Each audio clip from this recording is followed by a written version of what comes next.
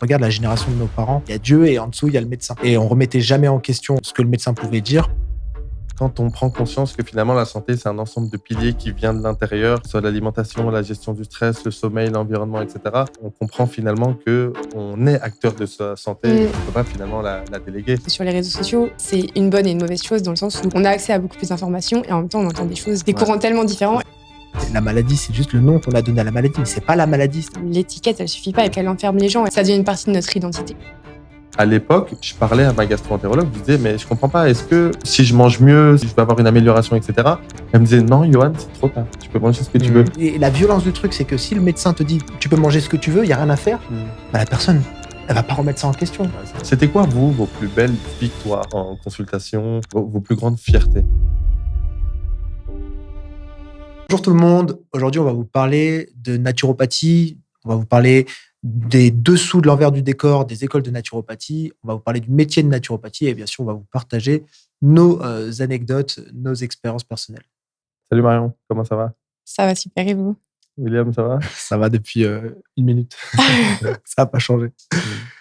Moi j'ai une question à vous poser. Pourquoi il y a de plus en plus de personnes qui se tournent vers la naturopathie aujourd'hui en 2025? On en entend de plus en plus parler dans les médias, autour de soi. Il y a peut-être, 5-10 ans, c'était rare de croiser un naturopathe autour de soi. Et aujourd'hui, de plus en plus de personnes en consultent. Pourquoi, à ton avis, Marion? Tu as des idées? Ouais, je pense qu'il y a une vraie volonté d'autonomie, de s'autonomiser dans la prise en charge de sa propre santé, de celle de sa famille, de comprendre sa santé. Et je pense que c'est des choses qu'on voit pas à l'école. Et personnellement, quand j'ai fait mes études, tout le long, je me suis dit, c'est vraiment des choses que j'aurais aimé voir à l'école, que tout le monde, selon moi, devrait savoir. Et je pense qu'aujourd'hui, il y a vraiment cette volonté. Et il y a aussi une zone grise aujourd'hui en médecine dans laquelle on n'est pas en excellente santé, on n'est pas non plus malade. Et du coup, il n'y a pas forcément de solution en médecine parce que c'est pas la raison d'être première de la médecine. La médecine, c'est plus pour quand on est malade, justement, pour traiter la pathologie. Et du coup, le fait de ne pas avoir forcément de réponse dans cette zone grise amène les gens à chercher ailleurs et à se tourner plus vers la naturopathie. Ouais. Et je rajouterais le fait qu'il y a une perte de confiance dans la médecine allopathique avec ce qui s'est passé pendant la crise à partir de 2020. Ça avait commencé peut-être un petit peu avant, mais ça a été vraiment le coup de massue et beaucoup de gens se sont tournés vers d'autres approches parce que on leur donnait pas d'autres solutions, tout simplement. Après, malheureusement, ça peut aussi desservir à la publicité de la naturopathie parce que beaucoup de médias se servent de ça pour dire, vous voyez, à partir de la crise Covid, il y a eu une perte de confiance en l'allopathie et les gens vont vers des médecines de charlatans, vont vers des choses ésotériques, mais ça va pas les aider. Alors qu'en fait, comme dans tout, il y a du bon et du moins bon. C'est hyper intéressant ce qu'elle a dit, dans le sens où à l'école, on n'entend pas parler de bien manger, savoir aimer les autres, savoir se comporter avec les autres, faire du sport ou autre. Vous pensez que c'est via notre système d'éducation qui fait qu'il y a de plus en plus de personnes qui deviennent malades? Moi, je vais rebondir là-dessus, mais je pense que c'est pas à l'État de s'occuper de ça. C'est-à-dire que c'est à chaque famille, tu vois, dans chaque microcosme, le village, la famille, de gérer ça. Et en fait, il y a une perte de responsabilité dans tous les domaines. En fait, on délègue la responsabilité de notre santé 100% au médecin. Regarde la génération de nos parents. Le médecin, la blouse blanche, c'était, il y a Dieu et en dessous, il y a le médecin. Et on remettait jamais en question ce que le médecin pouvait dire.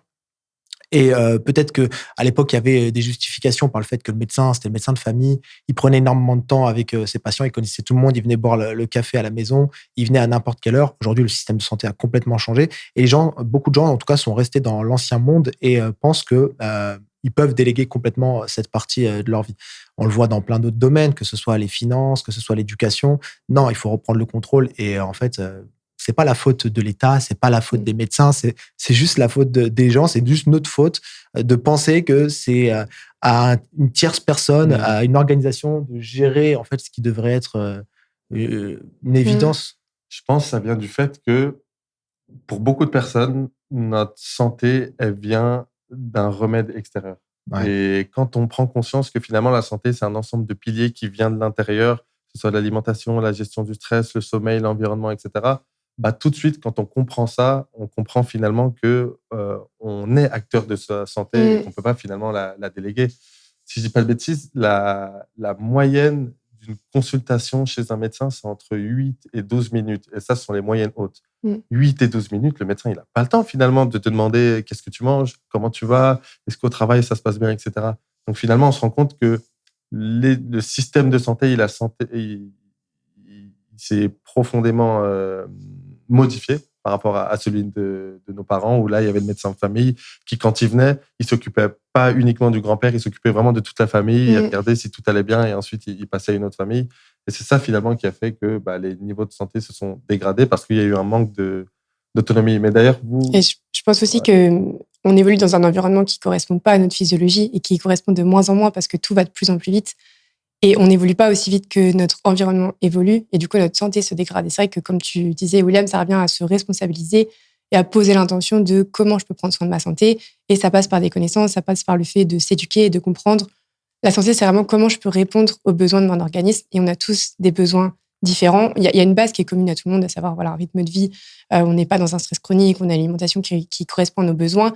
Après, quand on va un petit peu plus loin, il faut individualiser et les besoins ils vont être différents pour chacun. Et c'est vraiment, je pense, cet élan qu'il y a aujourd'hui avec une santé globale qui se dégrade parce qu'on vit dans une société qui, physiologiquement, ne nous permet pas d'être en excellente santé. Et les personnes qui nous consultent, elles sont globalement épuisées. Il y a plein d'autres troubles autour, mais c'est vrai que la fatigue et l'épuisement, c'est un des facteurs principaux. Et je pense qu'il y a vraiment cette volonté de retrouver de l'énergie et de revenir à soi, de ralentir un petit peu, qui fait que les gens vont chercher des réponses. Et ça passe par des connaissances, ça passe par le fait d'apprendre, ça passe par le fait de comprendre, ne serait-ce que de poser l'intention d'écouter son corps et de se dire, OK, tous ces symptômes qui s'expriment, pourquoi ils s'expriment et comment je fais pour subvenir aux besoins de mon corps pour qu'il ne soit plus, qu'il soit plus là, quoi. Les gens commencent à aller vers ça, mais il y a encore beaucoup de monde qui attendent une solution, qui attendent la pilule magique. Donc, on entend souvent dire oui, c'est la faute du médecin, il va donner que de l'antisymptomatique, mais c'est les gens qui demandent ça. C'est les gens qui attendent ça. La majorité des gens, du coup, ça nous amène à répondre à la question pourquoi les gens vont de plus en plus vers les naturopathes? Parce qu'ils commencent à prendre conscience qu'on ne peut pas régler une problématique uniquement en travaillant sur les symptômes. Mais ne serait-ce que mes parents, je les aime, mais par contre, ils ont eu cette mentalité de un problème, une solution symptomatique, sans jamais remettre en question le fond des choses. Et les médecins, ils répondent à ça, tout simplement. Donc, n'attendons pas de l'extérieur qu'il y ait un changement, n'attendons pas du médecin de faire de la prévention. Non, c'est même plus son boulot. C'est pas le créneau d'action. C'est ça. Et puis, en plus de ça, il n'y a même plus les possibilités de le faire. C'est-à-dire en termes de temps, en termes de ressources, c'est plus possible. Donc, il y a une prise de conscience avec le Covid. Les gens ont eu plus de temps, ils ont consommé du contenu sur Internet.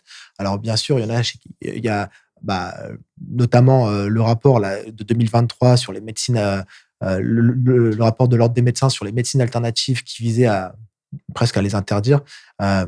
Il s'appuyait sur le fait que oui, les gens consomment du contenu, les gens vont sur les réseaux sociaux, s'informent et donc se désinforment. Mais en fait, les gens, c'est des grandes personnes, ils sont pas tous manipulables et donc les gens ont aussi la possibilité de faire leur choix, de choisir le contenu.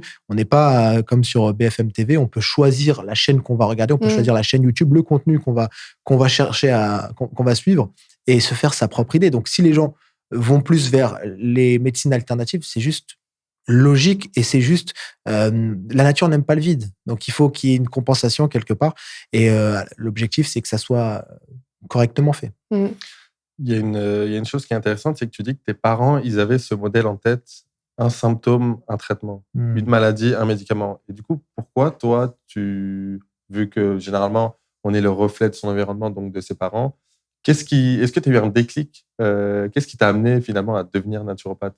Comment tu as toi, eu ce déclic de revoir ta vision sur la santé et sur ce modèle-là qui est ancré dans la société aujourd'hui? Moi, dans ma famille, quand j'étais ado, quand j'étais petit, on était tous en surpoids. On était tous un peu obèses. Mes parents, ils étaient restaurateurs, donc tous les jours, il y avait Coca, Ice Tea. Pour les personnes qui ont eu des parents restaurateurs, en fait, le soir, on récupère les restes des invendus. Donc, il y avait des pains au chocolat, il y avait des panini. On avait une machine à panini. On se faisait des panini au Nutella toutes les après-midi. Le midi, je prenais des pâtes, je les mettais dans de l'eau, je les faisais chauffer au micro-ondes avec du sel, mais elles n'étaient même pas cuites, pour te dire. Tu vois. Comment je te vois pas? De lait frit congelé maintenant, il y a quelque chose qui reste. Non, mais tu imagines pour les intestins, le truc. On avait avec ma sœur une technique, c'est qu'on mettait, peut-être qu'il y en a qui ont déjà fait ça, mais on prenait des pâtes crues, on les mettait dans de l'eau, mais pas beaucoup d'eau, vraiment juste que ce soit un petit peu croustillant. On mettait du sel par-dessus et on mangeait ça le midi, tu vois. Et on bien, kiffait. bien. Et il y avait Ice Tea, etc. Et donc, on vient d'une famille où nos parents, ils ont été entrepreneurs, donc ils n'avaient pas forcément le temps. Ils étaient au travail, ils rentraient tard, donc beaucoup de plats préparés, que des plats préparés. Et les sorties avec les copains, tout ça. Donc, l'alimentation ultra transformée, mais genre plus.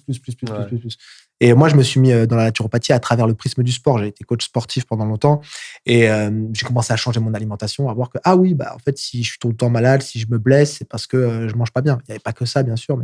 Et puis, en fait, ça a été la suite logique et ça a été aussi la réponse à donner à. Enfin, pas la réponse, mais le fait de vouloir avoir dans ma famille un référent dans le domaine de la santé. Tu vois, les Asiatiques, par exemple, ils sont très pragmatiques. Dans la famille, s'ils sont nombreux, ils vont avoir un fils avocat, une fille médecin et un autre fils notaire, j'en sais rien. Et ils vont essayer de déléguer certaines responsabilités à leurs enfants. Et moi, c'était un peu le truc qui manquait, quoi. Il y avait personne dans la santé. On connaissait rien de rien à la santé. Et après, ma mère a commencé à avoir des problématiques de santé, tout ça, et on voyait bien qu'il n'y avait pas de solution en médecine allopathique, donc il fallait pouvoir y répondre avec autre chose, quoi. Donc, ça m'a amené vers la naturopathie. Ok. Et toi, Marion, comment tu t'es tournée vers le métier de naturopathe? Vers la naturopathie, moi, je suis kiné à la base. Donc, il y avait à la fois un besoin du côté de mes patients, dans le sens où j'accompagnais des patients qui ont des pathologies diverses et variées dans mon domaine, à savoir la kiné. Mais j'avais par exemple des patients qui avaient des maladies auto-immunes, des scléroses en plaques, qui faisaient des poussées. J'avais notion et conscience qu'il y avait un facteur inflammatoire, par exemple, et qu'il y avait beaucoup plus à faire pour les soulager que la kiné. La kiné, on les soulageait par le mouvement, par des manipulations, etc. Mais j'avais vraiment conscience qu'il y avait quelque chose à faire de manière interne. J'ai toujours été spécialisée dans l'accompagnement du sportif, et dans le sport, c'est pareil, il y a beaucoup de questions, il y a beaucoup de choses qu'on peut améliorer. J'avais des patients qui étaient blessés en permanence, qui avaient toujours des blessures et une inflammation qui traînait, etc. Et je me disais, il y a quelque chose à faire au niveau de la digestion, au niveau de l'alimentation, mais je n'avais pas ces clés. Donc, il y avait d'une part cette frustration qui m'a toujours amenée à pousser des portes et à aller me former un petit peu plus loin. Et moi, de mon côté, sur le plan personnel, j'ai développé des troubles digestifs assez importants, des troubles hormonaux aussi. Quand j'ai arrêté la pilule, par exemple, mes cycles ne sont jamais revenus. J'ai commencé à avoir une fatigue chronique. En fait, une santé qui s'est dégradée en l'absence, selon moi, de raisons évidentes. Je pensais prendre soin de moi, je pensais manger sain. J'ai commencé le sport. Et en fait, il y a plein de choses que je ne faisais pas correctement. Et ma notion d'alimentation saine était en fait quelque chose qui ne correspondait pas du tout à mes besoins. Et du coup, il y avait aussi cette frustration sur le plan personnel de me dire, j'ai l'impression de faire tout ce qu'il faut. Et en fait, je me retrouve avec une santé qui, selon moi, ne reflète pas du tout mon hygiène de vie. Et les troubles digestifs, c'est quelque chose d'assez invalidant. En tout cas, dans mon cas, ça l'était. C'était invalidant en termes de fatigue, en termes de douleur, en termes d'humeur. Enfin, ça impactait vraiment négativement ma vie dans toutes les sphères. Et j'avais pas de réponse dans le corps médical. En fait, il y avait... Ce que moi, j'ai ressenti, c'est qu'il y a vraiment une recherche de diagnostic qui a jamais été trop posée, ou à la fin, voilà, c'était plus syndrome de l'intestin irritable, mais ce qui restait assez flou, selon moi, de ce que j'en comprenais. Et j'avais pas de solution, en fait. Concrètement, dans ma vie de tous les jours, il n'y a rien qui a changé. J'avais pas vraiment de conseils pour améliorer ça. Et en fait, j'ai découvert la naturopathie avec beaucoup de scepticisme, parce que je viens d'un cursus médical. Je suis passée par une année de médecine et après école de kiné. Et c'est vrai que on nous met un petit peu dans la tête de surtout pas regarder en dehors. Enfin, en tout cas, moi, c'est ce qui s'est passé pour moi, quoi. C'était vraiment la naturopathie, c'est on te laisse bullshit. même pas la possibilité d'y penser, d'y songer. C'est-à-dire que Non. si tu arrives avec, je sais pas, un livre de naturo en classe, en fait, on va te regarder. C'est ça. Mais c'est la dictature. C'est non seulement on nous encourage pas à aller voir, mais presque on nous freine. Enfin, on a l'impression d'être un peu bête si on y va. En tout cas, moi, dans mon école et mon cursus, c'est vraiment ce qui s'est passé. Et pour être honnête, quand j'ai découvert la naturopathie, ça m'a vraiment attirée, et en même temps, c'était assez flou. J'avais du mal à comprendre ce que c'était, et je l'ai dit à personne. J'ai acheté juste un module, et je me suis dit, je vais surtout pas en parler à mes copains kinés, parce qu'ils vont se dire, elle est folle. T'avais honte un peu ou pas? J'avais pas honte, mais ouais, j'avais l'impression d'acheter un truc de charlatan, ou un truc qui allait... Ouais, qui était vraiment nouveau, bullshit, pour quoi. Toi. C'était complètement nouveau. Parce qu'aujourd'hui, tu te dis, je me forme en naturopathie ou autre, les gens sont contents. Ils te disent, mais c'est super, tu vas apprendre énormément de choses. Ça dépend des milieux. Dépend encore. Ça dépend des milieux encore. En fait, il y a vraiment, ça dépend ce qu'on met derrière l'étiquette. Et en fait, je pense que comme c'est pas réglementé, en fait, dans le cursus médical, c'est ça. Quand c'est pas officiel, réglementé, médical ou paramédical, c'est un peu très flou et c'est pas réglementé. Donc, il y a un petit peu des dérives, mais au final, comme dans les professions réglementées, j'ai envie de dire, Et quand tu dis que tu mangeais sainement, tu pensais faire les choses bien, mais au final, tu avais des troubles digestifs. Qu'est-ce que tu faisais, par exemple? Par exemple, je mangeais beaucoup trop de fibres. Je suis passée d'une alimentation sans fibres à une alimentation hyper riche en fibres parce que je me disais, il faut beaucoup de légumes, il faut beaucoup de micronutriments, il faut beaucoup de protéines. Et en fait, je dépassais complètement mes capacités digestives. Ok, je mangeais pas les assez. bowls, un peu les Hawaiian bowls, Pokéball avec 15 couleurs, etc. Exactement. Et tu disais, mais c'est super, c'est ce qu'on voit finalement. Exactement. Tous les restaurants sains dans lesquels tu vas, on te sert ces bowls-là. Et tu sors, t'as trop mal au bide. Et tu te dis, mais je comprends pas, je suis censé manger ça. Parce que c'est pas digeste, en fait. Ah non. Tout simplement. Et c'est très dur aujourd'hui de savoir délier un peu le vrai du faux et trouver ce qui nous convient parce que sur les réseaux sociaux, c'est une bonne et une mauvaise chose dans le sens où on a accès à beaucoup plus d'informations et en même temps, on entend des choses, des courants tellement différents. Et moi, j'étais vraiment dans le courant sportif, manger ultra sain, mais à l'extrême, et en parallèle d'un mode de vie qui était ultra stressant. Enfin, je bossais 12 heures par jour en kiné, je prenais pas le temps de manger, je buvais énormément de café et du coup, mes capacités digestives étaient également super réduite, mais tout ça, j'en avais pas conscience. Pour moi, j'avais une assiette qui était saine et pleine de légumes. Je faisais du sport et je voyais pas le problème avec mon rythme de vie. Je voyais pas le problème avec ma consommation de café. Ok, donc en fait, tu avais des assiettes... En fait, c'est une balance. Tu avais des assiettes hyper indigestes, très difficiles à digérer, mais tu avais un mode de vie qui faisait que tu avais peu de capacité digestive. Et du coup, ça faisait que tu avais des troubles digestifs.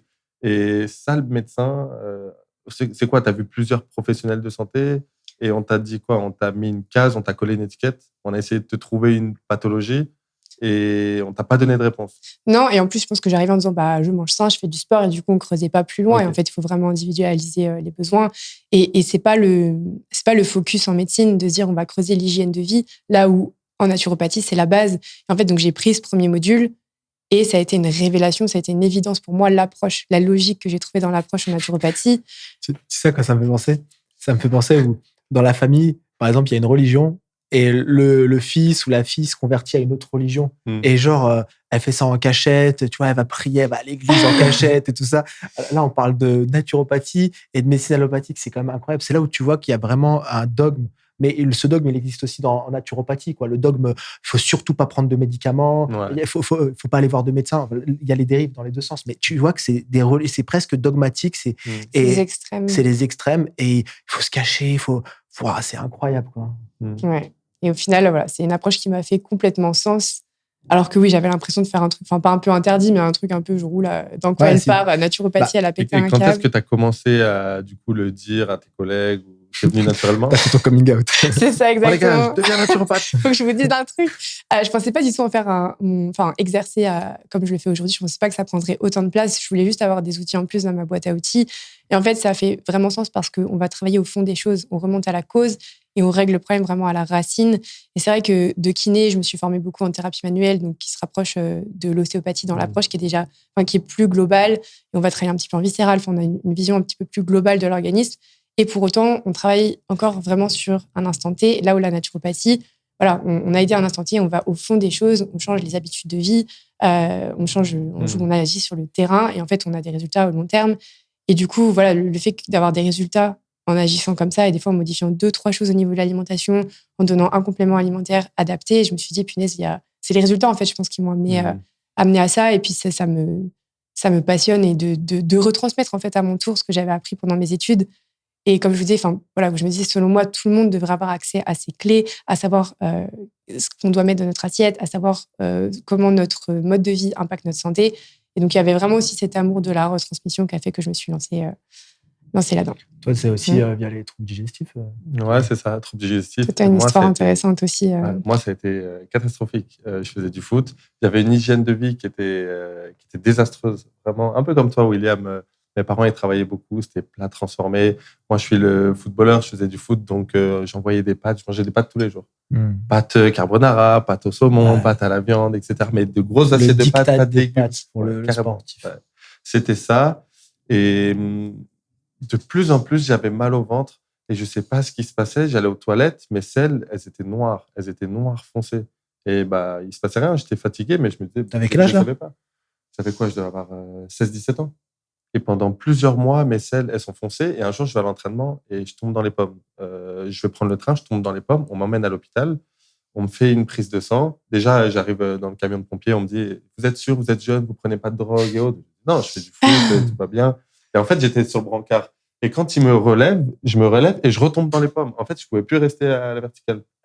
Mais j'étais anémié plus. On me fait une hémoglobine, on me prend mon hémoglobine. J'ai 4 d'hémoglobine. Wow. 4. Et on me dit, mais t'as pas de sang dans le corps. Attends, mais ça faisait combien de temps que tu étais à 4 selon les médecins? Ça faisait plusieurs semaines, voire mois. Comment tu faisais pour jouer à l'entraînement de ça? J'étais épuisé. Fou. Le moindre effort à l'échauffement, je transpirais énormément. Et je savais pas, en fait. Mais j'étais complètement anémié. Et j'avais des vertiges, etc. Mais je forçais parce que j'étais en U19 nationaux à l'époque. Et je faisais des tests. J'étais parti à Nice, j'étais parti au centre de formation de Montpellier, etc. Et c'était la tournure dans la carrière. Quand tu as 19 ans, tu passes chez les pros. Dans quel centre de formation tu vas signer? À l'époque, j'étais au Racing Paris. C'était l'un des meilleurs clubs, etc. Et finalement, j'étais à la tournure de ma carrière. Ouais, qu'est-ce que j'allais faire? Et c'est là où hémoglobine, on me dit, mais t'as pas de sang dans le corps, il y a un problème quelque part. Et on me pose des questions. Et quand je dis, on me demande, est-ce que tu as remarqué des choses un peu dans ton hygiène de vie qui a changé? Moi, je dis, non, tout va bien. Et je fais pas le parallèle avec mes selles. Et puis, tu as 16 ans en plus. À 16 ans, qu'est-ce que tu connais? Limite, tu vas aux toilettes, tu regardes même pas derrière toi, tu vas aux toilettes, tout se passe bien, etc. Et je comprenais pas. Et finalement, on commence à creuser et on pose la question de mes parents. Mes parents, ils viennent et on me dit, le papa, attention, il a une rectocolite hémorragique. Et là, ils se disent, il y a peut-être un terrain de maladie inflammatoire chronique des intestins. Et du coup, on creuse et on se rend compte que j'ai du mélénage, j'ai l'intestin qui est perforé, de l'estomac à l'anus, j'ai des trous partout. Wow. Mais j'ai l'intestin qui est troué, qui est perforé et je perdais du sang, en fait. Donc, ça faisait des années que tu avais... Ouais, ça faisait des années que mon intestin était complètement abrasé. Vous n'aviez pas des bilans sanguins au foot, des choses comme ça? Non, quand tu es en jeune, tu t'occupes pas de ça. Et plus tard, en pro, tu as les check-up quand même? Ouais, maintenant, en pro, on a les check-up, mais quand tu es en catégorie de jeune, non. Ah, c'est dingue. Ouais. Et en gros, je reste plusieurs semaines, plus d'un mois à l'hôpital. Et on se rend compte, le diagnostic tombe, maladie de Crohn. Et on me dit, maladie de Crohn, tu vas plus pouvoir jouer au foot, tu vas devoir vivre avec la maladie, tu vas devoir être épuisé, fatigué, etc. Et on commence à me donner des traitements, on me donne des IPP. J'ai dû faire peut-être en un mois entre 15 et 20 fibroscopies, coloscopies, etc. T'avais 16 ans là? 17 ans. 17 ans. Et du coup, alors, pendant cette période, tu suis les traitements allopathiques, j'imagine. À 17 ans, tu ne te poses pas la question de l'alimentation. Au début, c'était très compliqué parce que le temps que l'hémoglobine remonte, je me rappelle, j'étais à l'hôpital, mes potes venaient, je faisais un tour du parking et j'étais trop épuisé. Donc, je devais retourner dans ma chambre, m'allonger, etc. Et ça a été ça pendant plusieurs mois. Je me faisais perfuser. J'ai eu des perfusions de sang et j'étais devenu les chouchous un peu à l'hôpital. C'est rare, un jeune avec cette pathologie ou autre. J'étais les chouchous des infirmières. Et après, je commence à reprendre le foot. Mais ma carrière, elle a été stoppée et je reprends dans un petit niveau, dans un club à côté de chez moi. Et au fur et à mesure, j'ai les traitements. Mais je sens que ma digestion, elle est perdue. Je vais aux toilettes tout le temps. Il y avait des pics, j'allais entre 30 et 40 fois aux toilettes. Je me levais, j'allais aux toilettes. En 2018, la Coupe du Monde, il y a eu 4-1, la France contre la Croatie. Les 4 buts de la France, je ne les ai pas vus. J'étais aux toilettes. Et quand j'allais aux toilettes, ma mère a crié « But !» C'était incroyable. Il fallait mettre la télé devant les toilettes. Et c'était incroyable. Et ça a été ça pendant beaucoup, beaucoup d'années. Et en fait, j'avais des poussées de maladie de Crohn. Et en fait, plus j'avais des poussées, plus je voyais ma gastro qui disait « le traitement, ça ne fonctionne pas. On va en mettre un de plus en plus poussé. » Et à un moment donné, c'était tellement poussé qu'on m'a donné des immunosuppresseurs. Donc, j'allais à l'hôpital et on me faisait des injections du Mira. D'ailleurs, en plus, en ce moment, on parle de ne plus rembourser prise en charge des pathologies chroniques, l'ALD. Moi, les injections, c'était 48 000 € par piqûre. J'en faisais toutes les 2 semaines. Donc, 48 000 € toutes les 2 semaines. Je ne sais pas quel calcul ça fait, mais je coûtais énormément à la sécurité sociale. Aujourd'hui, je coûte 0. C'est un petit aparté. C'est hyper intéressant cet aparté. Elle est même ultra d'actualité. Non, mais carrément, ça montre que finalement, il y a énormément de choses avec l'hygiène de vie, avec la naturopathie qui fait que on peut réduire moi, je comprends la dette de la Sécu. En fait, si on est dans le truc très pragmatique, donc voilà, l'État veut dérembourser plein de soins, etc. Là, d'ailleurs, le Sinomel, la T3 de synthèse, à partir de septembre, elle est plus commercialisée. Ça va être un truc de fou pour plein de patients qui sont sous hormones. Bref, il y a plein de choses qui sont déremboursées. On veut faire des économies. Si vraiment on est dans un objectif de faire des économies, soyons pragmatiques. Qu'est-ce qui marche? Comment on se soigne naturellement? Comment on fait faire des économies? On travaille sur l'obésité, on travaille sur l'alimentation, on travaille sur sur l'éducation à l'école. Enfin, il y a tellement de choses que tu peux faire en prévention. Tu mets des naturopathes, tu mets des diététiciens, tu mets plein de thérapeutes qui vont s'occuper de la prévention. Tu en mets partout. Allez, ça te coûte un tout petit peu au début, mais l'investissement sur le long terme, il est... Votre santé va s'améliorer, il y aura moins de demandes de traitement. Non, mais laisse tomber. Tu vois qu'il y a vraiment... je sais pas, il n'y a pas cette volonté et je pense qu'il y a quelque chose de peut-être plus opaque derrière, mais il n'y a pas la volonté de faire de la prévention. On n'est pas sur quelque chose de pragmatique où il faut faire des économies. Non, on va faire des économies de bout de chandelle. Exactement. Mais derrière, ouais. Bon, bref, moi, ce qui m'a étonné, c'est que le complotiste qui est en moi, je vais tuer le podcast. Moi, ce qui m'a étonné, c'est que ma gastro-entérologue, toutes ces années-là, elle me posait pas la question comment je mangeais. C'est dingue. Et même quand j'étais à l'hôpital, alors on me servait des plats, ça me donnait encore plus mal au ventre, etc. Voilà. Et quand j'allais en salle d'attente à l'hôpital, il y a le distributeur avec des sneakers, des Mars, etc. Et moi, j'ai une inflammation des intestins. Forcément, ce que je me disais, j'ai une pathologie. Il y a des choses, je mange, ça me fait mal. Forcément, ça a un lien, ce que je mets dans la bouche. C'est logique, finalement. J'ai rien inventé. J'avais en fait, tu vois, 19 ans quand je commençais à me poser ces questions-là. Mais je disais, mais c'est du bon sens, quoi. Ouais. Mais en fait, il faut vraiment qu'il y ait ce shift qui arrive parce qu'aujourd'hui, quelqu'un qui est malade, il va chercher dans un premier temps à savoir ce qu'il a à comprendre et plutôt à comprendre, à avoir un diagnostic et une étiquette. Et souvent, les patients, ils sont frustrés parce qu'ils cherchent ces étiquettes et limite, une fois qu'on leur a donné l'étiquette, il y a un premier soulagement de on sait ce que j'ai et au final, ça va pas forcément mieux. Et c'est vrai que moi, j'ai vraiment envie d'amener les gens aujourd'hui à se poser la question de mais qu'est-ce qui crée ça ? Comment j'ai agi sur la cause ? Comment c'est, quelle est la genèse de cette problématique, quoi. C'est ça, la maladie, c'est juste le nom qu'on a donné à la maladie, mais c'est pas la maladie. C'est-à-dire que une maladie de Crohn, c'est pas un symptôme. C'est un symptôme. C'est un symptôme. Il y a une inflammation intestinale. Pourquoi Exactement. En fait, faut se poser la question. C'est ça. Mais en fait, comme tu l'as dit, ça met les gens dans les cases. Mais après, il y en a beaucoup chez qui ça peut permettre une fois que tu es catalogué, tu rentres dans un cadre, tu te sens bien parce que tu peux justifier ça auprès, par exemple, de ton entourage quand les gens n'arrivent pas à comprendre pourquoi tu es tout le temps malade, pourquoi tu rates le travail, pourquoi tu as ça, pourquoi tu as ci, pourquoi tu es obligé d'emmener tes supérieurs. Ça te permet peut-être de justifier. Après, c'est à toi de faire le cheminement de OK, j'ai juste le nom de quelque chose, mais je ne sais pas la cause et je dois faire ce travail-là. Ça, en fait, c'est si j'ai vraiment envie de m'en sortir, l'étiquette, elle ne suffit pas et presque elle enferme les gens. Et en fait, après, ça devient une partie de notre identité. Et c'est ce qui limite beaucoup de personnes de se sortir de la maladie, c'est que ça devient une partie de leur identité de j'ai cette maladie et parfois même ça attire de l'attention, de l'affection de personnes autour et on peut presque s'enfermer là-dedans parce que on nous a collé cette étiquette et c'est très dur de s'en défaire quand elle fait partie de nous. J'étais à l'université quelques années après le diagnostic de la maladie et en gros, j'avais une étiquette d'étudiant handicapé, t'imagines ? Et en gros, il y avait des groupes de soutien, j'étais allé 1 ou 2 fois et les autres étudiants, ils étaient handicapés, ils avaient des pathologies un peu chroniques, un peu comme moi, type diabète, sclérose en plaques ou autre. Et eux, ils étaient fiers de dire j'appartiens à ce groupe, je peux faire des partiels avec plus de temps, ce genre de choses. Ouais, tu peux t'appuyer là-dessus. Alors, moi, je trouve que c'est bien pour des vrais handicaps, ou par exemple des pathologies génétiques, des handicaps moteurs, etc. Mais pour des pathologies, mais le problème, c'est que, en fait, le problème de fond, c'est que la médecine allopathique considère que ce sont des pathologies non réversibles et où tu peux pas avoir de rémission. Alors, on peut jouer sur des nuances. Est-ce que c'est complètement réversible ? Peu importe. Est-ce que la personne peut ensuite vivre sans aucun symptôme, comme le diabète de type 2, tu vois ?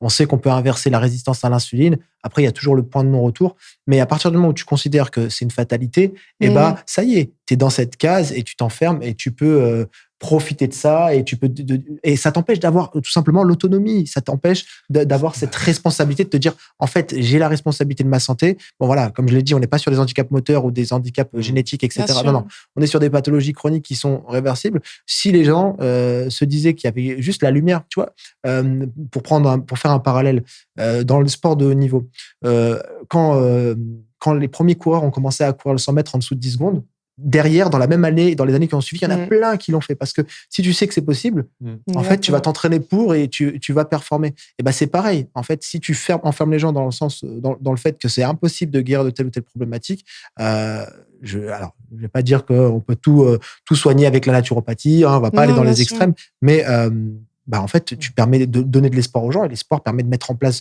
tu vois, l'effet dopaminergique. Tu vas mettre en place des choses. Même pour quelqu'un qui ne croit pas en la visualisation et qui ne croit pas en toutes les choses peut-être un peu plus énergétiques, ésotériques, on pourrait se dire, voilà, ça permet juste de passer à l'acte. Oui.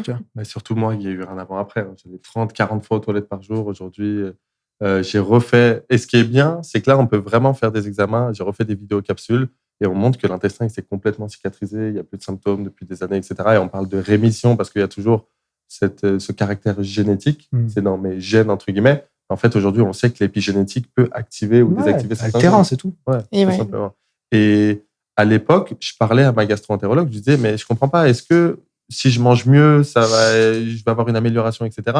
Elle me disait, non, Johan, c'est trop tard. Tu peux manger ce que tu veux. Et cette même gastro que j'ai toujours, je la revois tous les 6 mois. Et elle me dit, Johan, c'est intéressant, le régime méditerranéen. Et en fait, elle commence, elle aussi, à se former parce qu'on commence de plus en plus à parler du rôle du microbiote ou autre. T'imagines la violence du truc. T'as un médecin, figure d'autorité, comme je disais en intro, c'est des personnes que nos parents ont mis sur un piédestal. Et alors, ça reste des humains, tu vois ce que je veux dire? Tu peux faire 30 ans d'études, tu restes un humain, peu importe. Et tu restes perfectible et tu as forcément des limites. Et c'est OK. Mais tu donnes toute la responsabilité du diagnostic et de la mise en place des choses. Et la violence du truc, c'est que si le médecin te dit tu peux manger ce que tu veux, il n'y a rien à faire, bah, la personne, elle va pas remettre ça en question. Ouais, c'est sûr. Il y a un vrai biais d'autorité. Et je pense que le diagnostic, il n'est pas inutile, mais ça ne doit pas être quelque chose qui enferme ni qui limite. Ça doit être quelque chose qui permet d'aller plus loin, de se dire, OK, j'ai un nom qui décrit un ensemble de symptômes de ce qui se passe actuellement et il faut aller au-delà et dire, OK, comment j'agis dessus et pourquoi, et pas s'arrêter au diagnostic qui condamne, qui enferme et qui nous colle une étiquette et qu'on colle à notre identité, qui nous limite. C'est OK, il se passe ça aujourd'hui, comment j'agis dessus et qu'est-ce que je peux mettre en place. Et effectivement, moi, c'est ça qui m'anime dans le fait de communiquer autant sur ce qu'on fait, sur la naturopathie, c'est d'expliquer qu'il y a des choses à faire et que oui, quand on travaille sur l'hygiène de vie, sur notre environnement, sur notre mode de pensée même, on peut vraiment agir et avoir des résultats. Et je pense que d'ailleurs, ce serait intéressant, on parle de naturopathie depuis le début. Comment vous définiriez la naturopathie, la manière dont on agit et voilà, en quoi consiste la naturopathie aujourd'hui, si on devait expliquer à quelqu'un qui ne connaît pas du tout? C'est très compliqué à définir parce que chaque personne, chaque maître va avoir sa définition un peu. Pour moi, la naturopathie, c'est un ensemble de techniques naturelles et une hygiène de vie qui permet de retrouver ou préserver les niveaux de santé. Complètement. Ouais, c'est vraiment ça. Et c'est important, ce distinguo entre les techniques naturelles des outils, donc ça va être la phyto, l'aromathérapie, la nutrition, etc., mais également l'hygiène de vie au quotidien qui vont faire qu'à un moment donné, l'homéostasie du corps va générer, va se rééquilibrer et forcément les niveaux. En fait, l'humain, par essence, il est fait pour être en bonne santé. Exactement. Et si la maladie, elle arrive, c'est qu'il y a un dysfonctionnement. Et le but, nous, en naturopathie, en tant que naturopathe, c'est de trouver la cause de ce dysfonctionnement. Une personne qui vient nous voir en consultation, elle va venir avec un problème et bien souvent, elle va se dire « Ok, j'ai ce problème, j'ai des migraines ou j'ai un trouble digestif. Quel est le complément, quelle est la plante qu'il faut me donner ?» Et ça, en fait, c'est pas de la naturopathie. C'est peut-être de la nutrithérapie, c'est de l'allopathie verte. Finalement, c'est toujours ce qu'on disait au début, le même système de pensée, un symptôme, un médicament, un traitement naturel. Non, en naturopathie, nous, ce qu'on fait, c'est que la personne vient avec des dysfonctionnements. L'objectif, c'est de comprendre d'où vient ce dysfonctionnement. On peut agir sur le symptôme par des choses de manière plus naturelle pour avoir moins d'effets secondaires, mais le plus important, c'est de régler la cause. C'est ça qui est important. Ça qui est important. Parce que le corps a vraiment la capacité, comme tu le disais, à retrouver cet équilibre. Et nous, notre rôle, selon moi, c'est vraiment de replacer le corps dans des conditions dans lesquelles il peut retrouver son équilibre. Donc, ça va passer par corriger l'hygiène de vie, adapter l'alimentation de manière individuelle, travailler sur la gestion du stress, remonter les carences micronutritionnelles, vraiment ajuster tous les curseurs qui ne soient pas médicamenteux pour permettre à l'organisme de faire ce qu'il sait faire le mieux, à savoir retrouver la bonne santé, retrouver son équilibre. Et ça va passer par un gros scan, dans un premier temps, des symptômes. Parce que ces symptômes, ils sont importants et le corps parle. Ce qu'il faut simplement, c'est pas mettre un pansement dessus et le boucher, un symptôme, une solution. Et là, on tombe dans l'allopathie verte, comme tu disais. C'est vraiment se dire, OK, il y a ce symptôme qui s'exprime. Quand je regarde un petit peu ce que je fais au quotidien, comment je dors, comment je mange, comment je vis, qu'est-ce qui peut expliquer dans tout ça que je développe ce symptôme aujourd'hui? Et il n'y a pas de mystère, il n'y a pas de secret ni de surprise.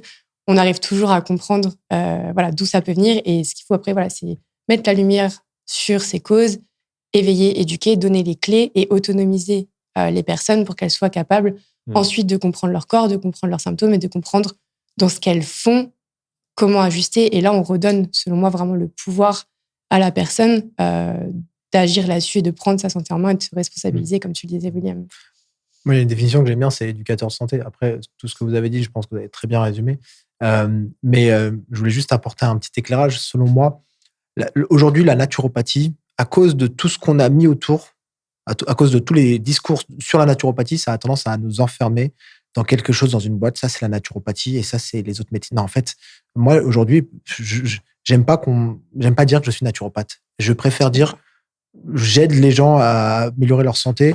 Et si ça passe par aller voir un médecin allopathe qui va mettre un traitement symptomatique, le temps de pouvoir travailler sur le terrain, pour moi, c'est tout ça. En fait, c'est peut-être pas le bon mot, c'est peut-être pas naturopathie aujourd'hui avec ce qu'on en a fait et ce qu'on a mis dans la naturopathie. C'est notre définition et notre vision. Tu vois, aux États-Unis, c'est holistic therapy, etc. Okay. Tu vois, thérapie holistique, coach de santé, tous ces termes-là, finalement, c'est plutôt ce que je préfère comme définition. Je pense qu'on a une vision commune tous les trois qui est plutôt orientée sur l'objectif. Ouais, c'est ça, et exactement. Le résultat, c'est vraiment, OK, où est-ce qu'on veut emmener la personne? Et pas de dogme. Exactement. Si tu dois passer par un truc qui est pas dans la liste des traditions naturopathiques, etc.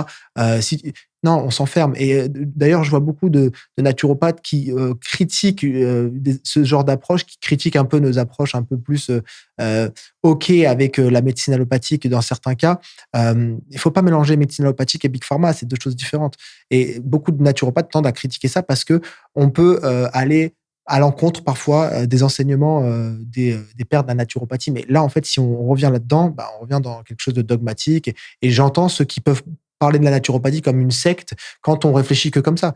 Pourquoi ne pas faire aussi de la thérapie, même avec de la naturothérapie, donc avec des plantes, etc., le temps de corriger le terrain, le temps d'améliorer la personne pour qu'elle puisse ensuite revenir à l'hygiénisme. Tout le monde n'a pas la possibilité d'aller vivre au soleil. Mais moi, j'en ai fait les frais avec ma maladie de Crohn. J'ai commencé à me former en naturopathie de base, pas pour devenir naturopathe, mais vraiment pour moi. Ça allait mieux. Je maîtrisais tout au niveau de l'alimentation, etc. J'ai plus de symptômes, ça allait mieux. Mais au bout de un an et demi, c'est revenu et je me disais, non, je suis contre les traitements, j'ai plus du tout envie de prendre de traitement. Sauf que mes symptômes revenaient. Et en fait, je me suis rendu compte que non, j'avais le besoin d'avoir des béquilles pour continuer à avancer. Ces béquilles, avec ma gastro, avec des traitements, m'ont permis d'avancer. Et au fur et à mesure, en collaboration avec elles, j'ai pu les enlever et j'ai pu travailler sur mon hygiène de vie. Et je pense que c'est ce qui mène à ce conflit aujourd'hui, santé naturelle et santé allopathique, qui est dommage et dans lequel on ne rentre pas du tout. Et c'est vrai que quand on regarde dans les médias, on peut faire croire que la naturopathie a tendance à monter les gens contre la médecine allopathique, à les éloigner. Et en réalité, moi, ce que j'observe vraiment, c'est que les consultants qui viennent nous voir, parfois, sont en colère contre la médecine. Et on passe plus de temps à essayer de les réconcilier avec cette médecine parce qu'il y a une place pour tout. Et que, selon moi, en tout cas, plus on communique, plus on travaille ensemble main dans la main, plus on obtient des résultats positifs pour les consultants. C'est vrai qu'il ne faut pas tomber dans ces dérives-là non plus. Et je pense qu'il faut vraiment rester focalisé sur l'objectif. Est-ce que ça aide mon consultant? Est-ce que je suis dans la limite de mes compétences? Et à partir de là, si oui, parfait. Est-ce que je dois déléguer, renvoyer vers un autre professionnel? Je pense que celui qui a tout à gagner là-dedans, c'est vraiment le consultant et c'est vraiment le pourquoi on fait ce métier. Et effectivement, la naturopathie, ça reste une étiquette et malgré tout, c'est ce qui définit, je dirais, le mieux la façon dont, dans les termes qui sont connus aujourd'hui, le mieux la manière dont on exerce. Et pour autant, voilà, je pense que tous les trois, on n'a pas envie d'être que ça soit une limite, en tout cas, ce terme. Et on est focalisé vraiment sur l'approche. Pour moi, la naturopathie et la médecine, ce ne sont pas deux droites qui sont parallèles, mais vraiment complémentaires. Parce que le médecin, il va faire un travail que le naturopathe ne pourra pas faire et inversement. Donc, en fait, c'est la collaboration entre le médecin et le naturopathe qui se rejoignent au milieu, qui sont centrés finalement. En fait, c'est une collaboration entre le médecin, le naturopathe, mais également le patient, le consultant lui-même. Lui aussi, il a sa part de responsabilité. En naturopathie, on va lui transmettre un savoir, on va lui transmettre une hygiène de vie, etc. Mais c'est lui, par les actions au quotidien, qui va mettre en place, qui va faire qu'il va être acteur de sa santé. Donc finalement, tout le monde doit collaborer pour permettre aux Français ou aux personnes du monde entier d'être autonomes dans leur santé. Mais généralement, moi, en consultation, j'ai beaucoup de consultants qui viennent me voir parce qu'ils sont en errance médicale, parce qu'ils ont vu énormément de médecins et à un moment donné, je n'ai plus de réponse dans le système de santé actuel, donc je cherche d'autres solutions. C'est ce que j'ai fait, moi, avec ma maladie de Crohn. Alors que de base, tu l'as dit, William, le naturopathe, il est éducateur de santé, il fait de la prévention. Vous, en consultation, sur 10 personnes, c'est quoi? Les 10 personnes, elles viennent parce qu'il y a des troubles de santé ou vous avez déjà eu des personnes qui... Moi, je sais pas, sur 4-5 000 consultations, j'ai dû en avoir peut-être 20, c'est peu. 20 personnes qui m'ont dit « Yohan, je vais très bien et je veux continuer à aller très bien ». C'est peu, finalement. Tu sais, Là, la semaine dernière, j'ai eu une consultation. La personne me disait, voilà, je vais très bien. Et j'ai rigolé, j'ai eu un fou rire. Je dis, ça fait longtemps. C'est fou. C'est vrai, toi, ça faisait longtemps. Ça faisait très longtemps que j'avais pas eu une personne qui venait juste faire de l'optimisation, faire un check-up. Il n'attend pas que sa voiture soit en panne pour pouvoir faire la révision. Et en fait, j'ai été choqué de voir ça parce que ça fait maintenant 8 ans que je fais des consultes et c'est 95% des problématiques qui sont déjà installées. Ouais. Je pense que l'humain est comme ça, il bouge quand il y a quelque chose qui est assez, qui le dérange assez pour bouger. Et aussi, culturellement, en France, on n'a pas vraiment une culture axée sur la prévention. Je pense qu'il y a des pays qui sont, notamment certains pays asiatiques, qui sont beaucoup plus focalisés sur la prévention. Même leur système de santé est construit différemment. Là où nous, on l'est pas. Et c'est vrai que les personnes qui viennent, elles ont des troubles de santé. Et ce que tu disais par rapport à l'errance médicale, je pense qu'on revient vraiment à cette zone grise, en fait, en santé, où les personnes ne sont pas en excellente santé, mais il y a de la fatigue, mais il y a des troubles digestifs, mais c'est pas non plus une pathologie ni assez grave pour qu'en médecine, ça soit pris au sérieux. Et en fait, à partir de ce moment-là, il y a 2 directions possibles. Soit on retourne vers la bonne santé, soit on attend d'être assez malade. Et là, la médecine allopathique, va avoir des traitements, mais qui vont être, par exemple, plutôt substitutifs, si on parle de traitements hormonaux, qui vont être, on va vraiment combler, donner des traitements assez forts. Et je pense que là où, en naturopathie, on a vraiment un champ d'action, c'est cette zone grise, on n'est pas encore assez malade, entre guillemets, pour prendre des médicaments. Je mets des guillemets, mais c'est vraiment ce qui se passe en général.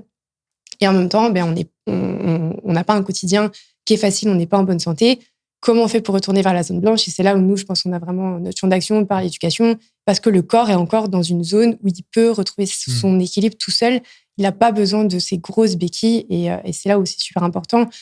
Et je pense qu'il y a un gros manque de moyens en médecine aujourd'hui qui fait qu'en termes de temps, et c'est le système qui est comme ça, c'est pas la faute du médecin en lui-même, c'est le système est construit comme ça aussi. Et c'est pas son rôle non plus, le médecin, d'aller scanner toute l'hygiène de vie en consultation. Et c'est là où les médecines alternatives, les médecines naturelles et d'autres approches sont très intéressantes, toujours dans l'intérêt du patient. Est-ce qu'on banalise pas trop aujourd'hui le fait d'être en mauvaise santé? C'est finalement logique. Aujourd'hui, autour de nous, tout le monde est fatigué, tout le monde a des troubles digestifs. C'est normal, c'est pas grave, je vais aller à la pharmacie, je vais prendre un Imodium ou je vais prendre un laxatif, etc. Finalement, c'est normal. Il y a cette banalisation, mais aussi le fait qu'on arrive aussi dans une société peut-être de confort extrême et des questions qu'on n'avait pas le temps forcément de se poser dans le passé parce que l'espérance de vie était à 60 ans, parce que on avait, même du côté masculin, tu vois, les hommes, d'ailleurs, on en voit peu en consultation, mais un homme qui a des problématiques, en général, nos grands-parents, ils se plaignaient pas, ils vivaient avec leur douleur, ils vivaient parfois avec plusieurs cancers qu'ils n'avaient pas forcément diagnostiqués. Donc, on peut se permettre ça. Enfin, moi, je le dis de manière très peut-être égoïste dans le sens je veux être en bonne santé, vivre longtemps et j'accepte pas d'avoir des petits symptômes. J'accepte pas. Mais c'est quelque chose qui est assez récent, qui est permis parce qu'on est dans des sociétés de confort. Enfin, moi, si j'ai le temps d'aller chez le coiffeur et me tailler la barbe, c'est parce que je suis dans une société de confort et que je suis pas sous des bombes dans un pays en guerre, tu vois, et que j'ai le temps de me poser ce genre de questions.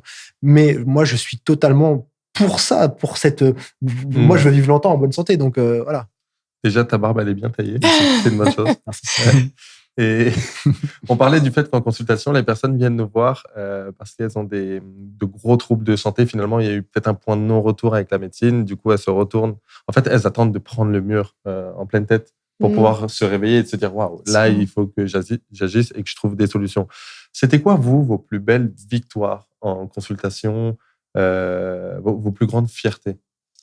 Je pense que si vous en avez en tête des anecdotes, ce genre de choses. Ouais, il y en a plusieurs, mais les grossesses, c'est toujours assez spécial, les accompagnements autour de la fertilité, parce que à nouveau, travailler sur les hormones, en phytothérapie notamment avec certaines plantes et en réglant l'alimentation, la micronutrition, on obtient vraiment, on peut vraiment améliorer les chances de fertilité. Et donc, c'est toujours très spécial pour moi de recevoir un mail de quelqu'un qui a galéré pendant plusieurs années et qui pensait qu'il n'y avait plus de solution et qui, en fait, en mettant d'autres choses en place dans son alimentation, obtient des résultats.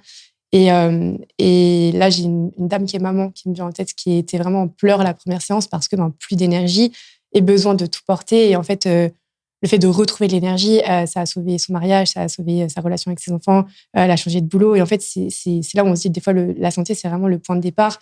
Ça change une vie. Et voilà, c'est des retours qui marquent parce qu'on dit que l'impact, il a un effet beaucoup plus large que simplement. C'est hyper gratifiant de savoir que ton métier, il peut sauver des vies. Là, on parle vraiment de sauver une vie, de fonder une famille, quoi. C'est dingue. Toi, William, c'est donner les clés. Des idées ouais, j'en ai pas mal, mais celle qui me touche le plus, comme tu l'as dit, Marion, c'est les femmes qui ont du mal à concevoir, les couples qui ont du mal à concevoir. Et quand tu reçois un message d'une femme qui a pas qui est en insuffisance ovarienne précoce et qui est enceinte alors qu'elle n'avait pas de cycle depuis je sais pas combien de temps. Enfin, après, je fais très attention à ces retours-là parce que ça peut vite monter au cerveau et donc il faut bien comprendre que nous, on est juste là pour donner une petite impulsion, Exactement. pour donner des clés, mais en fait, c'est pas nous qui sommes dans le quotidien de la personne, c'est pas nous qui avons mis en place tout ça. La personne à côté, elle a fait des lectures, elle a peut-être pris un coach sportif, elle a peut-être dialogué avec un sophrologue, un psychologue, etc. C'est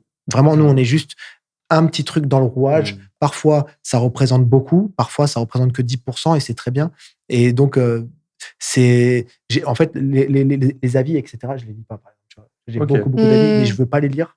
Et je veux pas que parce que ça peut me faire croire que ça suffit. Non. Exactement. On n'est pas responsable des résultats à 100%. Exactement. Par contre, c'est vrai que ce qui est gratifiant, je trouve que les gens aujourd'hui apprécient d'avoir ces clés. En fait, ils apprennent parce que il y a un gros travail d'éducation pendant nos consultations. On donne des outils.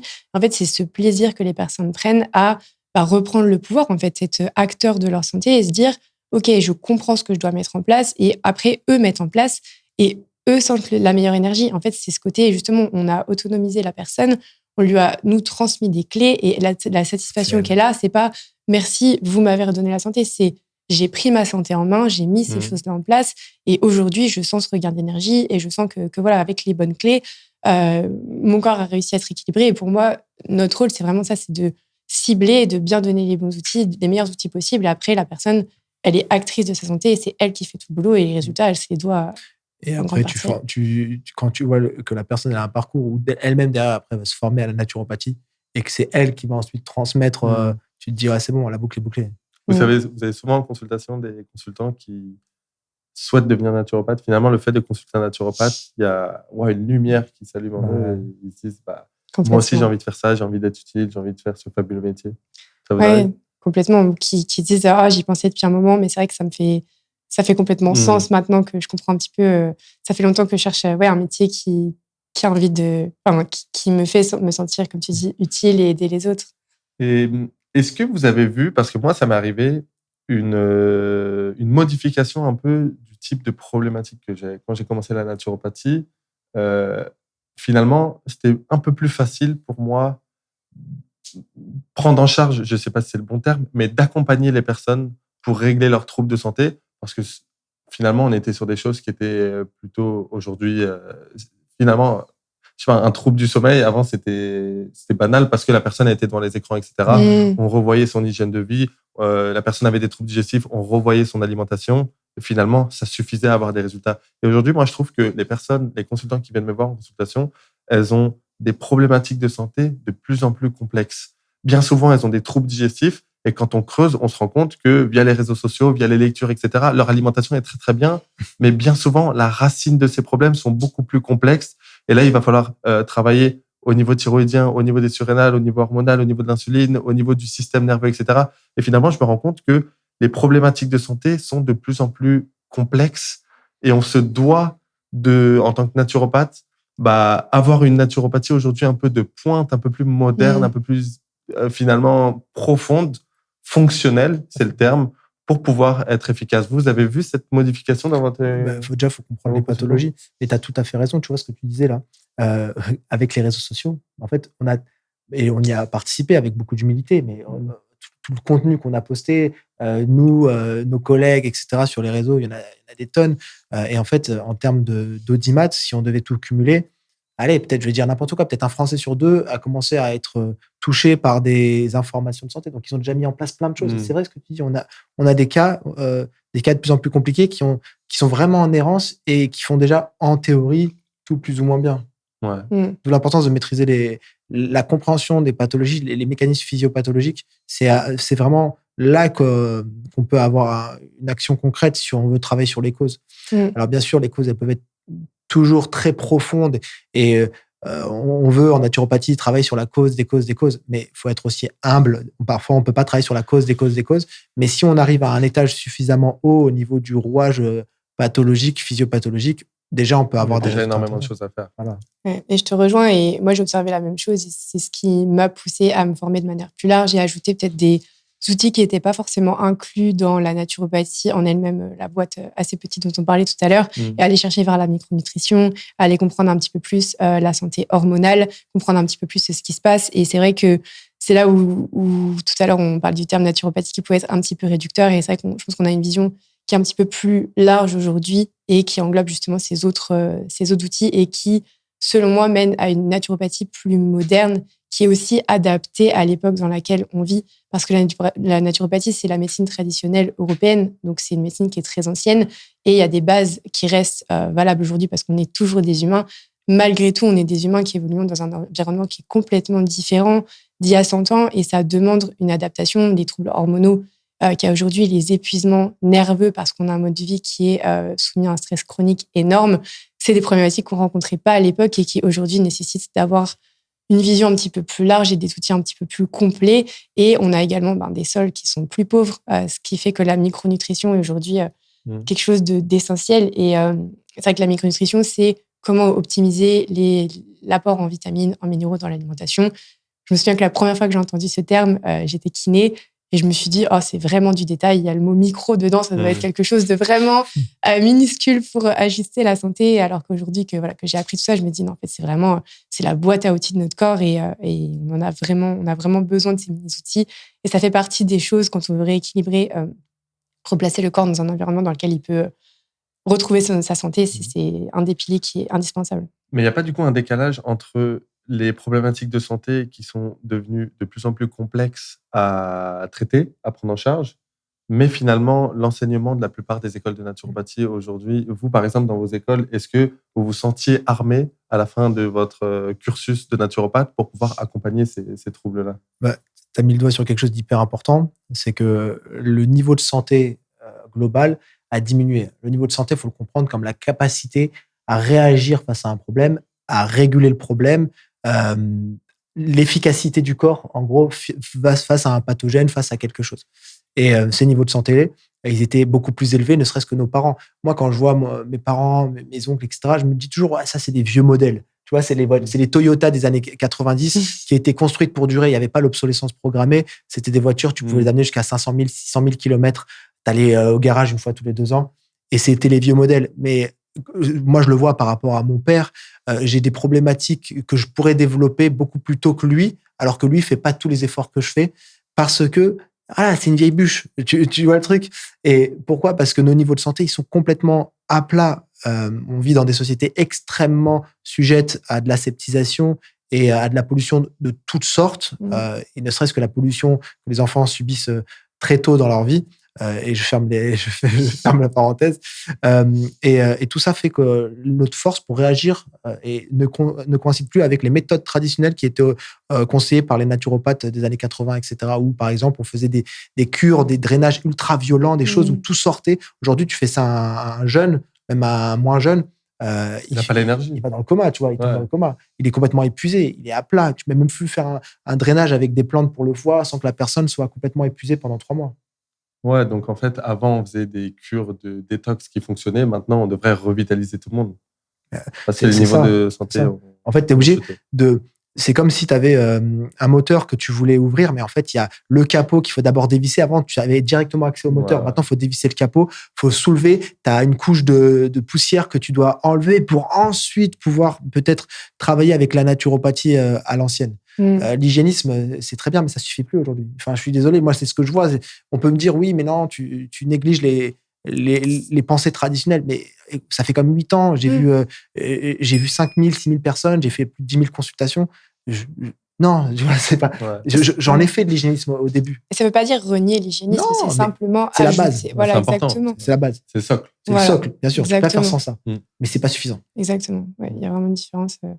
Moi, il m'a manqué plusieurs choses quand je suis sortie Dans ton école ? de mon école, Ok. mais notamment, oui, le côté compétence qui a fait que j'ai continué à me former, à dépenser ensuite des milliers d'euros pour comprendre un peu pièce par pièce, un peu plus ce qui se passe au niveau de la santé, du métabolisme, notamment de la thyroïde, un petit peu plus ce qui se passe au niveau du cycle menstruel, parce que c'est quand même un gros domaine dans lequel on agit aussi en naturopathie, et dans lequel il y a des idées reçues comme quoi c'est normal d'avoir un cycle menstruel douloureux, etc. Donc, j'ai creusé dans cette voie. Je me suis reformée sur les troubles digestifs. Et c'est vrai que voilà, je suis sortie de l'école, je me suis dit, OK, j'ai des outils, j'ai une nouvelle vision de la santé, j'ai une nouvelle approche. J'ai pu implémenter ça, des conseils à droite à gauche avec la patientèle que j'avais la chance d'avoir en tant que kiné. Et pour autant, il m'a vraiment manqué des outils pour me sentir compétente, armée, prête à accompagner un client en naturopathie sans être dangereuse. Voilà, il manquait quand même pas mal de choses qui font que j'ai continué à me former par la suite. Donc, en fait, tu es sortie d'école de naturopathie, tu as commencé à faire des consultations ou tu as continué à te former pour pouvoir enfin être prête Ouais. Moi, Tu as continué à te former. Ouais, j'ai continué à me former. Et la chance que j'avais, c'était d'avoir déjà des patients du coup en kiné avec qui je pouvais quand même commencer à appliquer des conseils. Ok, et tu t'imagines que Marion, elle est kiné, donc elle avait une base médecine ou autre. Tu t'imagines la personne qui n'est pas issue du milieu médical, qui fait une formation qui n'est pas très poussée ou autre, bah forcément, c'est très compliqué. Si je dis pas de bêtises, c'est une personne sur 3 qui sort d'école de naturopathie qui n'exerce pas. C'est l'inverse, je crois. C'est 2 sur 3 ? Je crois que c'est... tu as une personne qui va exercer sur 3 étudiants, quoi. Et pourquoi ? Moi, ce qui m'a manqué aussi, c'est l'échange avec des praticiens. En fait, j'avais des PDF, mais dans le PDF, on n'a pas le retour d'expérience. On ne peut pas poser nos questions ouvertement et on n'a pas ce partage de voilà ce qui se passe. C'est des études très théoriques. C'est dur de rester engagé en plus dans le cursus parce que on est tout seul avec des feuilles, des PDF. Et donc, je pense qu'il y avait le format, il y avait le contenu qui n'allait pas. Il y avait aussi le côté se lancer sur le plan entrepreneurial après de développer une activité. Personnellement, c'est toutes les choses qui m'ont manqué, qui ont fait que j'ai dépensé beaucoup de temps, d'argent, d'énergie par la suite pour réussir à arriver aujourd'hui à, voilà, je fais mes consultations, je développe une clientèle et j'ai plus autant d'énergie à développer là-dedans et j'ai pris confiance en ma pratique. Toi, tu as eu des manques dans ton école de naturopathie ? Alors, moi, je remercie vraiment Frédéric Sardon, docteur Frédéric Sardon et Jamel Bellardi qui nous avait proposé un cursus solide avec vraiment tous les cours étaient très bien, mais bien sûr il y avait des manques parce que l'organisation n'était pas bonne. L'école a fermé sur la 3e année. Enfin, c'était vraiment un peu chaotique. Mais par contre, j'ai eu la chance d'avoir cette vision un peu fonctionnelle. Ok, ouais. Les profs c'était tous des pontes dans leur domaine. Notre prof principal, il était formé en micronutrition. Il avait la vision un peu médecine fonctionnelle. Il était lui-même médecin. Et donc, j'ai eu la chance, mais c'était largement insuffisant parce que c'était pas structuré et parce qu'il manquait pas mal de cours, il manquait pas mal de choses. Donc, comme toi, j'ai passé plein de formations, j'ai passé des DU. Pendant au moins 2 ans, j'ai complété ma formation avec d'autres formations. Ok. Moi, j'ai exactement le même ressenti que vous. J'ai eu énormément de manques. J'ai commencé à faire une école en ligne parce que je faisais du football. C'était compliqué pour moi avec tous les entraînements de faire du présentiel. Et en gros, c'était comme toi. C'était des PDF. Donc, je lisais mon PDF, je remplissais le questionnaire, je passais au cours d'après, etc. Et ça me manque. Déjà, je me sentais seul et il manquait ce côté interaction ou autre. Et je me suis dit, bon, j'ai fait une école en ligne. J'ai appris des choses parce que j'ai creusé, parce que je suis comme ça, je suis nature curieuse. Mais je veux quand même faire des cours dans des écoles en présentiel pour voir ce que ça donne. J'ai fait des cours dans des écoles en présentiel. Je me suis rendu compte que j'avais beaucoup plus appris en ligne. J'avais payé cher ces écoles en présentiel. Et finalement, le professeur, en fait, je sais pas, tu payes le professeur, tu payes l'école, etc. Mais le contenu, en fait, on me disait, faut arrêter tous les produits laitiers. En fait, il y avait une vision qui était hyper extrémiste. Et ma première consultation, je me rappelle, c'était une dame, elle devait avoir 60 ans. Et elle avait l'ostéoporose. Et je lui ai dit, mais il faut arrêter tous les produits laitiers, il faut arrêter le gluten, il faut faire de l'hormèse, etc. Et en fait, j'avais cette vision de la naturopathie à l'ancienne. Exactement. Et je me suis dit, c'est juste pas possible d'avoir des résultats en faisant ça. Donc moi, j'ai eu énormément de manques. Et tu l'as dit aussi, tu as parlé de l'organisation. Peu importe le domaine, qu'on parle d'une école de naturopathie ou d'une école de commerce, de design ou autre, une bonne formation, c'est avec une organisation qui est bien rodée. Structuré, ça, c'est hyper important. Moi, j'avais des questions. T'as pas de responsable pédagogique. Tu vas poser une question. Il y a personne qui est là pour t'aider. Si c'est une question par rapport à ton contrat, par rapport au cours, etc. Et ça, je trouvais que c'était un manque. Ça me manquait dans les écoles. J'en ai fait différentes et je trouvais que ça manquait. Et au départ, moi, j'en avais pas un, mais j'ai échangé avec pas mal de personnes dans ma promotion. Il y avait un syndrome de l'imposteur de manière généralisée. Les personnes sortaient de l'école, mais avaient peur de faire des consultations. Pourquoi? Parce que les connaissances, finalement, elles n'étaient pas assez profondes, pas assez fonctionnelles, pas assez complexes. Parce que, on en a parlé, il y a des problématiques qui sont de plus en plus complexes à traiter, à prendre en charge. Donc, il y avait ça, il y avait un manque de confiance en soi, mais il y avait surtout pas assez de pratique. Ouais, pas assez Et de cas finalement, pratiques. si tu fais pas assez de cas pratiques, comment tu veux être à l'aise, comment tu veux t'entraîner, faire le travail d'anamnèse ou autre, c'est assez compliqué. Moi, je me rappelle mes premières consultations, ça durait entre 3 et 4 heures. Je posais trop de questions. En fait, j'essayais de tout savoir. Ouais. Je prenais toutes les fonctions respiratoires, cardiaques, digestives, etc. Et j'essayais de tout analyser, etc. Mais en fait, j'avais pas assez de pratique. Et ça ressemblait, finalement, ma pratique, elle ressemblait à rien. Ah, mais la première consultation, moi pour te On dire, se rappelle tous de sa première, non? Moi, j'avais pas de cabinet, je me déplaçais chez les gens. J'étais coach sportif, donc j'avais l'habitude de me déplacer chez les gens. Et j'avais fait une consultation.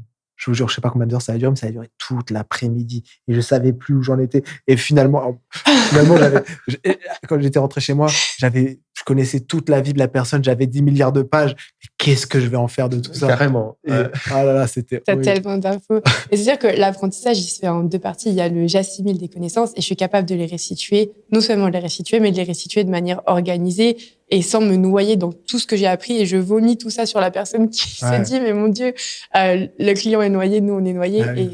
Est-ce que ça vous est déjà arrivé? Une personne, elle vient dans votre cabinet, elle vous dit bonjour, alors pourquoi vous venez, pourquoi vous souhaitez consulter un naturopathe? Et elle vous dit une pathologie, mais vous la connaissez pas. Moi, au départ, c'était ça. Je sortais de l'école, on me disait bonjour, j'ai une hypothyroïdie subclinique, etc. Et moi, j'étais là. Qu'est-ce que je fais? J'étais sur le Vidal, moi. Ouais. Moi, j'étais sur les traitements que je connaissais pas, j'étais sur le Vidal. Aujourd'hui, il y a ChatGPT, c'est plus rapide, tu vois, si tu as un problème. Mais à l'époque, en fait, si on a mal formé, on a tous très compliqué énormément de carences. Mais je crois que je pense pas connaître un naturopathe qui me dit être sorti de l'école en ayant l'impression d'être légitime pour pouvoir exercer correctement. Alors, il y a, je connais pas le nom de l'école, mais en tout cas, les personnes qui ont été formées avec Daniel Boussard, on peut la citer, hein, franchement, c'est une sommité dans le domaine et pour avoir suivi pas mal de séminaires, dans les écoles où elle a intervenu, c'était vraiment une pépite et elle a toujours cette dimension médecine fonctionnelle et les naturopathes qui se sentaient peut-être plus légitimes et qui ont exercé plus rapidement, c'était les personnes qui venaient d'écoles où elle intervenait. Ouais, donc finalement, la qualité de ton école, c'est tes intervenants. Ouais, c'est exactement ça. C'est que tes intervenants. En fait, c'est vraiment un tout parce que les intervenants vont déterminer la qualité des cours et c'est évidemment la base, le gros socle. Le contenu des cours, la manière dont c'est transmis. Est-ce qu'on transmet quelque chose qui va être applicable tout de suite en pratique ou est-ce qu'on transmet que de la théorie? Est-ce qu'on transmet aussi un retour d'expérience? Parce que ça, c'est hyper important et en plus, ça aide à apprendre, transmettre des cas cliniques, des anecdotes, des choses qui vont aider. Et ensuite, il y a la capacité à nouveau restituer, s'approprier ses connaissances, être capable de les restituer et de les restituer de manière ordonnée pour un patient donné. Et ça, c'est un autre exercice qui demande de l'entraînement. Et en fait, s'il n'y a pas, selon moi, cette mise en pratique de je m'entraîne à faire des consultations, tout simplement des exercices type de ce qui va se passer quand on sort de l'école, le but, selon moi, c'est de réussir à sortir de l'école en ayant l'impression qu'on a déjà fait 50 consultations et que la première consultation qu'on fait rémunérée ou officielle, en réalité, dans notre tête et dans l'entraînement qu'on a, c'est presque la 30e ou 50e. Et du coup, on a cette aisance et cette gymnastique qui se fait au niveau du cerveau de « Ok, je sais où aller chercher dans chaque boîte un peu les informations, je sais quelles questions poser. » C'est un exercice, c'est une gymnastique. C'est comme quand on entraîne un muscle. C'est un nouveau chemin qui se fait dans le cerveau je mène une consultation. Et moi, c'est vraiment ce qui m'a manqué. En fait, c'est la première fois d'être épuisée à la fin de ma consultation parce qu'en fait, ça m'a demandé une énergie de me dire de quelle information je me sers, de quel outil je me sers pour réparer ce problème très précis devant moi, quoi. Okay. Et donc, en fait, on en disait, finalement, il y a 2 naturopathes sur 3 qui n'exercent pas parce qu'il y a une peur de ne pas être compétent. Donc, il y a ce syndrome de l'imposteur qui est lié au manque de cas pratiques, qui est lié au manque de connaissances, etc. Mais il y a aussi pas mal de personnes qui n'exercent pas parce qu'elles ont peur de vivre de leur métier, parce qu'elles se disent qu'elles ne vont pas en vivre, finalement. Parce qu'il y a un peu ce qu'on appelle l'angle mort de la naturopathie, c'est l'aspect entrepreneurial. Dans la plupart des écoles de naturopathie, OK, on te forme à devenir naturopathe, mais on ne te forme pas à en vivre du métier. Vous, est-ce que dans vos écoles, vous avez eu cet aspect-là? Parce que moi, mis à part un polycopier où tu t'enregistres à l'URSSAF et tu fais les démarches, il n'y a pas grand-chose. Moi, rien. Et moi, j'avais la chance d'être déjà au courant que j'allais devoir me faire connaître. Moi, j'étais coach sportif, donc je coachais. Et il y a cette démarche, tu dois attirer le client quand tu es coach sportif. Donc, il y avait déjà cette démarche que je n'avais pas non plus extrêmement approfondie. Mais oui, c'est un vrai angle mort. Et en fait, il faut bien faire comprendre aux gens que, comme n'importe quelle profession libérale qui n'est pas réglementée, c'est un métier entrepreneurial. Et il faut autant de compétences sur l'entrepreneuriat que sur les connaissances. Parce que tu peux être le meilleur si tu n'es pas connu, si tu n'as pas tes premiers consultants. OK, après, il y a le bouche-oreille. Et ça peut vraiment faire une clientèle, une patientèle, une consultantèle pour les naturopathes, parce qu'on ne peut pas dire patient et client non plus. Enfin, client si, mais bon, c'est pas comme ça qu'on le voit. Donc, ça veut dire que c'est soit la personne est dans une ville dynamique et elle va pouvoir avoir potentiellement un flux, il y a des gens qui vont tomber sur elle. Si elle est bonne, il va y avoir le bouche à oreille. Et ça peut prendre, c'est comme un ostéopathe, quoi. Un ostéopathe, ça va être plutôt lent. Il faut compter 1 an et demi, 2 ans en général pour commencer à pouvoir en vivre. Soit la personne, tout simplement, elle prend le taureau par les cornes et elle se dit, je ne vais pas attendre sur ma chaise comme ça que les consultants viennent. Non. Il y a une démarche marketing qu'il faut maîtriser. Il faut comprendre l'entrepreneuriat. Il faut aussi comprendre la psychologie. Et pour ça, il faut se débarrasser d'énormément de freins qu'on peut avoir vis-à-vis de ce que c'est que l'argent, vis-à-vis de ce que c'est que fixer un prix pour sa consultation, demander ce qu'on mérite par rapport au travail qu'on fournit. Et ça, moi, personnellement, quand j'ai commencé le coaching, j'avais ce syndrome-là. L'argent, c'était mal. J'ai des clients qui ne m'ont pas payé. J'avais fait 20 séances avec des clients. Ils ne m'ont pas payé. Et après, j'envoyais un petit SMS. C'est pas très gentil. C'est ton argent, mais tu peux pas le demander. C'est pas très gentil quand même. Bon, j'étais jeune. J'avais 22, 23 ans. Mais n'empêche que, moi, je viens d'une famille où on n'a jamais vraiment appris à demander l'argent. L'entrepreneuriat, mes parents, ils étaient restaurateurs, mais voilà, ils étaient franchisés, c'était pas pareil, ils étaient bien placés dans ils n'ont pas eu besoin de se vendre, quoi. Ouais. Toi, tu as eu des... Ouais, aussi. Moi, je partais... Tu as eu des manques ou tu as eu des cours qui t'ont permis? Non, j'ai eu des gros manques, j'ai eu 0 cours. Beaucoup dans mon cursus de naturopathe. J'étais kiné en libéral, donc j'étais à mon compte. Par contre, j'étais dans un système sécu paramédical. Donc, d'une part, on ne fait pas payer les patients. Donc, en fait, j'ai jamais demandé d'argent à mes patients. C'était tout pris en charge. Donc, demander de l'argent, c'était tout sauf naturel. Donc, il y avait mes conditionnements personnels liés à ma famille aussi, voilà, au rapport à l'argent et à des blocages que je pouvais avoir, des croyances qui étaient limitantes. Et j'avais aussi le côté professionnel où c'est très mal vu de faire même un dépassement de 1 ou 2 euros sur une séance de kiné. Mais vraiment, on peut même, au niveau de la sécu, c'est mal vu. Par les patients, c'est pas du tout habituel. Donc, demander de l'argent, c'est pas quelque chose à laquelle j'étais habituée. Et d'autre part, en kiné, il y a des réglementations qui sont faites avec l'ordre parce que c'est une profession qui est réglementée et selon laquelle on n'a pas le droit de faire de pub.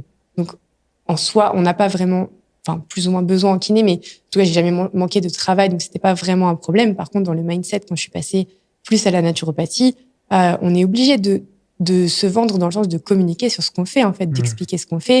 Et il y avait vraiment un gros syndrome de pas trop mettre en avant ce que je fais, etc. Et je pense qu'il y a une association qui est faite entre l'argent qui revient à prendre. Et en fait, personnellement, là où j'ai shifté, c'est que c'est vendre, c'est servir. En fait, c'est offrir un service, c'est donner. Et personnellement, quand je dépense de l'argent pour ma santé, c'est pas dire que je la jette par les fenêtres, mais j'investis dans ma santé. Mais ça entraîne un sentiment extrêmement positif. Et j'ai l'impression d'être actrice, de reprendre le pouvoir. Et en fait, quand on voit que dans le temps, c'est ce qu'on permet aux gens, l'argent, c'est un investissement. Et quand j'ai arrêté d'avoir ce syndrome, d'avoir l'impression de prendre quelque chose à quelqu'un et qu'en fait, je me suis rendu compte que c'était un échange juste à partir du moment où on apprend à poser ses prix, etc. Ça m'a permis d'avancer et de développer mon métier, en fait, et d'aider de plus en plus de personnes. Et je pense que ce travail, il faut le faire, il faut être accompagné pour le faire. Et comme tu disais, William, on peut être le meilleur naturopathe du monde. Si personne ne sait qu'on existe, malheureusement, on n'aidera personne et c'est hyper important. Aujourd'hui, tu ne développes pas une clientèle en ayant des cartes de visite et en les posant dans les boîtes aux lettres des déposants. Ça n'existe plus. La naturopathie, oui, c'est un métier de bouche à oreille, mais ça prend du temps parce que l'ostéopathe ou le kiné, si tu es bon, il il y a quand même un peu plus de personnes qui se tournent vers ces... C'est plus ancien. Ça. Ouais. C'est Puis plus c'est ancien. connu, on sait pour quelle problématique aller, vers le kiné, vers l'ostéopathe. Les médecins réorientent, c'est un système qui est différent. C'est un système, en fait, entier. Là, la naturopathie, on est un petit peu plus électron libre. Pour l'instant, on n'entre pas vraiment dans un système de référencement. Il y a 5 ans, 10 ans, tu demandais dans la rue, est-ce que vous connaissez la naturopathie? Les gens pensaient que c'était, je sais pas... Enfin, non, j'ai même pas d'idée de ce que les gens pourraient penser. Ouais. Mais... Ils ne connaissaient pas, je pense. Moi, encore, dans mes équipes de foot, quand on me dit tu fais quoi à côté, je dis que je suis naturopathe. On me dit c'est quoi, c'est naturopathe nutritionniste? Tout le temps, direct. Diététicien, nutrition, tu fais de la nutrition. Et en fait, leur expliquer, ils disent mais waouh, c'est génial, pourquoi je connais pas ça finalement? C'est dingue. Ouais. Et moi, j'ai de la chance, peut-être par rapport à vous, c'est que j'ai fait je sais pas si c'est de la chance, mais j'ai fait une école de commerce. J'ai fait une école de commerce en stratégie marketing, en entrepreneuriat. Donc finalement, mon père, à chaque fois, il m'a dit, toi, tu as fait un bac+5, tu as fait de longues études, etc. Tu as fait de l'alternance dans des grandes entreprises et tu es naturopathe, à quoi ça te sert, etc. Mais il ne le sait pas. Mais en fait, ça m'a aidé au quotidien à me développer, à me faire une clientèle et ça a permis de faire décoller mon business. Bien sûr. Bien sûr, mais le fait de dire business, quand tu dis naturopathie, tout de suite, dans la tête des gens, il y a un voyant d'alerte où tu n'as pas le droit de gagner de l'argent quand tu gagnes ta vie, quand tu accompagnes des gens par rapport à la santé. Mais ça, c'est une hypocrisie, mais sans nom. Prenons l'exemple d'un naturopathe qui sort d'école, qui fixe pas bien ses tarifs, qui n'a pas de consultant. Bah, c'est très simple. Il va devoir reprendre un 35 heures chez Biocop, chez Decathlon. Il va bosser en tant que salarié, donc il va bosser au SMIC ou un petit peu plus. Il va être complètement lessivé, il va rentrer chez lui le soir, il n'aura pas le temps d'ouvrir ses cours, il n'aura pas le temps d'ouvrir ses bouquins, il n'aura pas le temps de continuer à se former, il n'aura pas les moyens pour payer d'autres formations, parce que c'est ça aussi, il faut investir et il n'y a pas de remboursement par l'État, etc. On n'est pas à la fac, tout n'est pas gratuit. Et donc, cette personne-là, par la force des choses, elle ne pourra pas être compétente. Et donc, elle n'aura pas de consultant. Alors que si elle avait débloquer ce truc avec l'argent et qu'elle avait pu se faire payer à sa juste valeur, et derrière, en fait, tu crées des écosystèmes. Enfin, regarde, nous, en fait, on crée du contenu gratuit sur les réseaux sociaux. Moi, ça me demande de l'argent, je paye un monteur, je paye ça, mais je peux le faire parce que derrière, l'énergie, l'argent circule et donc je peux réinvestir ça. Si vraiment tu es dans un truc ultra altruiste, tu peux faire que ça. Mais par contre, l'argent, il faut bien qu'il vienne de quelque part. Donc, et c'est normal, mais bon, je sais même pas pourquoi on en parle. Enfin, on en parle pourquoi? Parce qu'on s'adresse à une audience francophone et que en France, l'argent, c'est mal. Je pense que c'est d'autant plus vrai quand c'est dans la santé parce qu'on a un système de santé dans lequel c'est une chance sur énormément de points. On n'a pas à débourser sur certains. Tu sais combien t'es pris sur ta fiche de paie? Mais dans le sens où, voilà, quand il y a des soins très coûteux. Tu prends une assurance. À l'hôpital. Moi, je le vois maintenant que je suis au Portugal. Tu prends ton assurance privée qui va te coûter, nous, pour 4, ça nous coûte 135 € par mois. On a accès à beaucoup plus de choses qu'en France. On a accès à des médecins beaucoup plus rapidement. Tout ça, c'est dans l'ancien monde. C'est le monde de nos parents. Ça nous coûte extrêmement cher sur les fiches de paye en France. Pour un salaire de 2000 € entre charges patronales, etc., ça coûte à peu près 600 €, 700 €. 600 €, 700 €, tu vas dans n'importe quel pays. Il n'y a même pas d'assurance aussi chère. Si tu veux payer ton assurance privée, il n'y aurait même pas aussi cher. Donc, en fait, c'est une croyance. On débourse énormément pour la santé, sauf qu'on ne le voit pas. C'est sur notre fiche de paye, mais on a zéro retour sur investissement. Moi, si j'habitais encore en France, tu me demandes la possibilité de ne cotiser rien pour ma retraite et pour ma santé, je le fais complètement. Et par contre, je vais derrière gérer moi-même comme un grand garçon mon budget pour ma santé, mon budget pour ma retraite. Je vais prendre une assurance privée et ça me coûtera beaucoup moins cher. Donc, ce système-là, il va avantager les personnes qui n'ont pas d'emploi et c'est très bien pour les personnes qui en ont besoin. Donc, il faut du social dans n'importe quel pays, mais aujourd'hui, c'est la plus grosse arnaque pour quelqu'un qui veut accéder à des soins. Même s'il n'a même pas le choix, il n'a même pas la possibilité, s'il veut, par exemple, consulter un médecin avec des analyses biologiques, etc. C'est pas que ça n'existe pas, mais c'est que c'est hyper compliqué pour y avoir accès. Je ne sais pas si c'est fonctionnel, effectivement, mais en tout cas, on est habitué à ne pas débourser d'argent pour la santé. Ouais. Et du coup, le fait d'associer l'argent à la santé, il y a un peu ce truc qui grince et qui coince et qui fait que c'est comme si c'était mal ou pas normal, alors qu'en fait, c'est un métier comme un autre dans lequel on accompagne des personnes et à partir du moment où l'échange est juste, et moi, je vois vraiment l'argent comme une énergie, justement, tout se passe bien et c'est important de modifier un petit peu ses croyances là-dessus. En tout cas, moi, c'est un travail que j'ai vraiment eu à faire quand j'ai démarré en naturopathie parce que j'ai fait énormément de consultations gratuites où, oh non, mais vous inquiétez pas, je vous fais un mail. En fait, j'ai passé 1h30, je faisais un vrai compte-rendu. Et voilà, à force de pas me faire payer, je me suis dit, bon, Marion, il faut que tu travailles un petit peu là-dessus, ça ne va pas être viable. donc voilà. Et vous avez des conseils à donner aux personnes qui souhaitent se lancer pour développer leur activité de naturopathe? Ça, c'est ton domaine, ça, vas-y. Non, mais je vous pose la question. Moi, mon conseil, c'est de donner. Et c'est ce qu'on fait finalement à travers les réseaux sociaux. Le fait de donner du contenu, en fait, on ne s'en rend pas compte, mais notamment sur Instagram, tu donnes gratuitement. À un moment donné, forcément, ça revient. Et puis, il y a des gens qui ne sont pas allés sur Instagram. Faites des ateliers. Moi, en 2017, j'avais fait des conférences dans ma salle de sport. En fait, tu commences par la petite marche et puis après, tu as le bouche à oreille. Il y a plein de gens qui ne sont pas allés sur les réseaux sociaux, mais donnez dans le quotidien. Faites plein d'ateliers gratuits. Faites ça.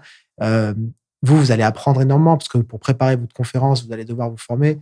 Ce que tu disais, quand on fait des posts Instagram, quand on va chercher à créer du contenu, ça nous oblige à apprendre des choses.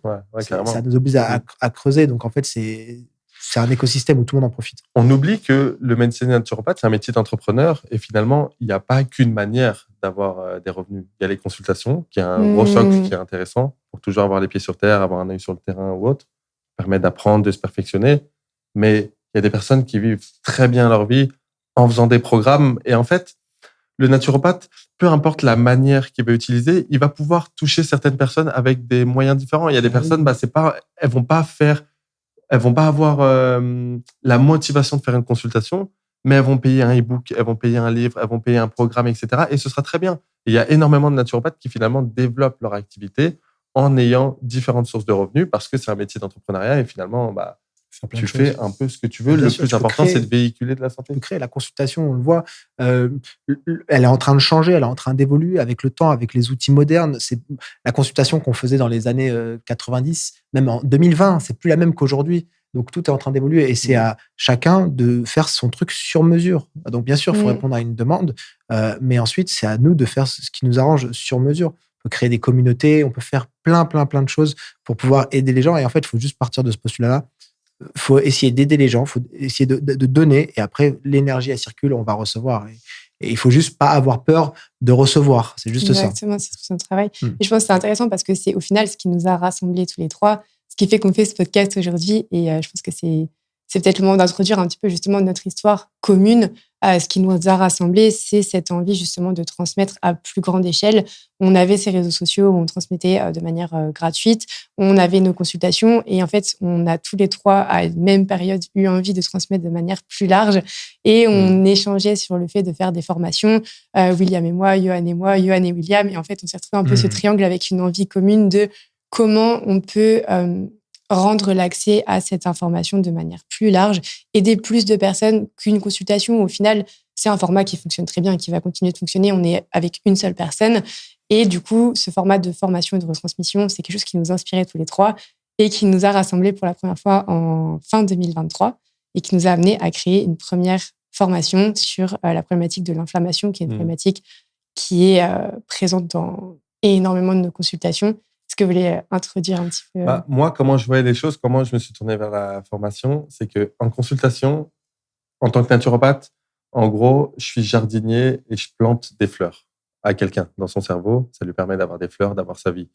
Et tu fais une autre consultation, tu replantes des fleurs, des fleurs, des fleurs, des fleurs. C'est bien, mais à un moment donné, je me suis dit, ce serait pas mieux de former des jardiniers, tout simplement. Et tous ces jardiniers, ils vont planter énormément de fleurs, et c'est comme ça, finalement, qu'on va faire changer les choses. Moi, c'est comme ça que je l'ai vu. Je l'avais préparé, la métaphore. Non, du coup. Elle est trop belle. C'est vrai? Non, mais vraiment. D'avoir un impact beaucoup plus large. Un impact beaucoup plus large, vraiment. Et je me suis dit, là, ça peut être intéressant de former. Aussi, pourquoi? Parce que à un moment donné, quand tu développes ton activité, tu as très vite plus de place.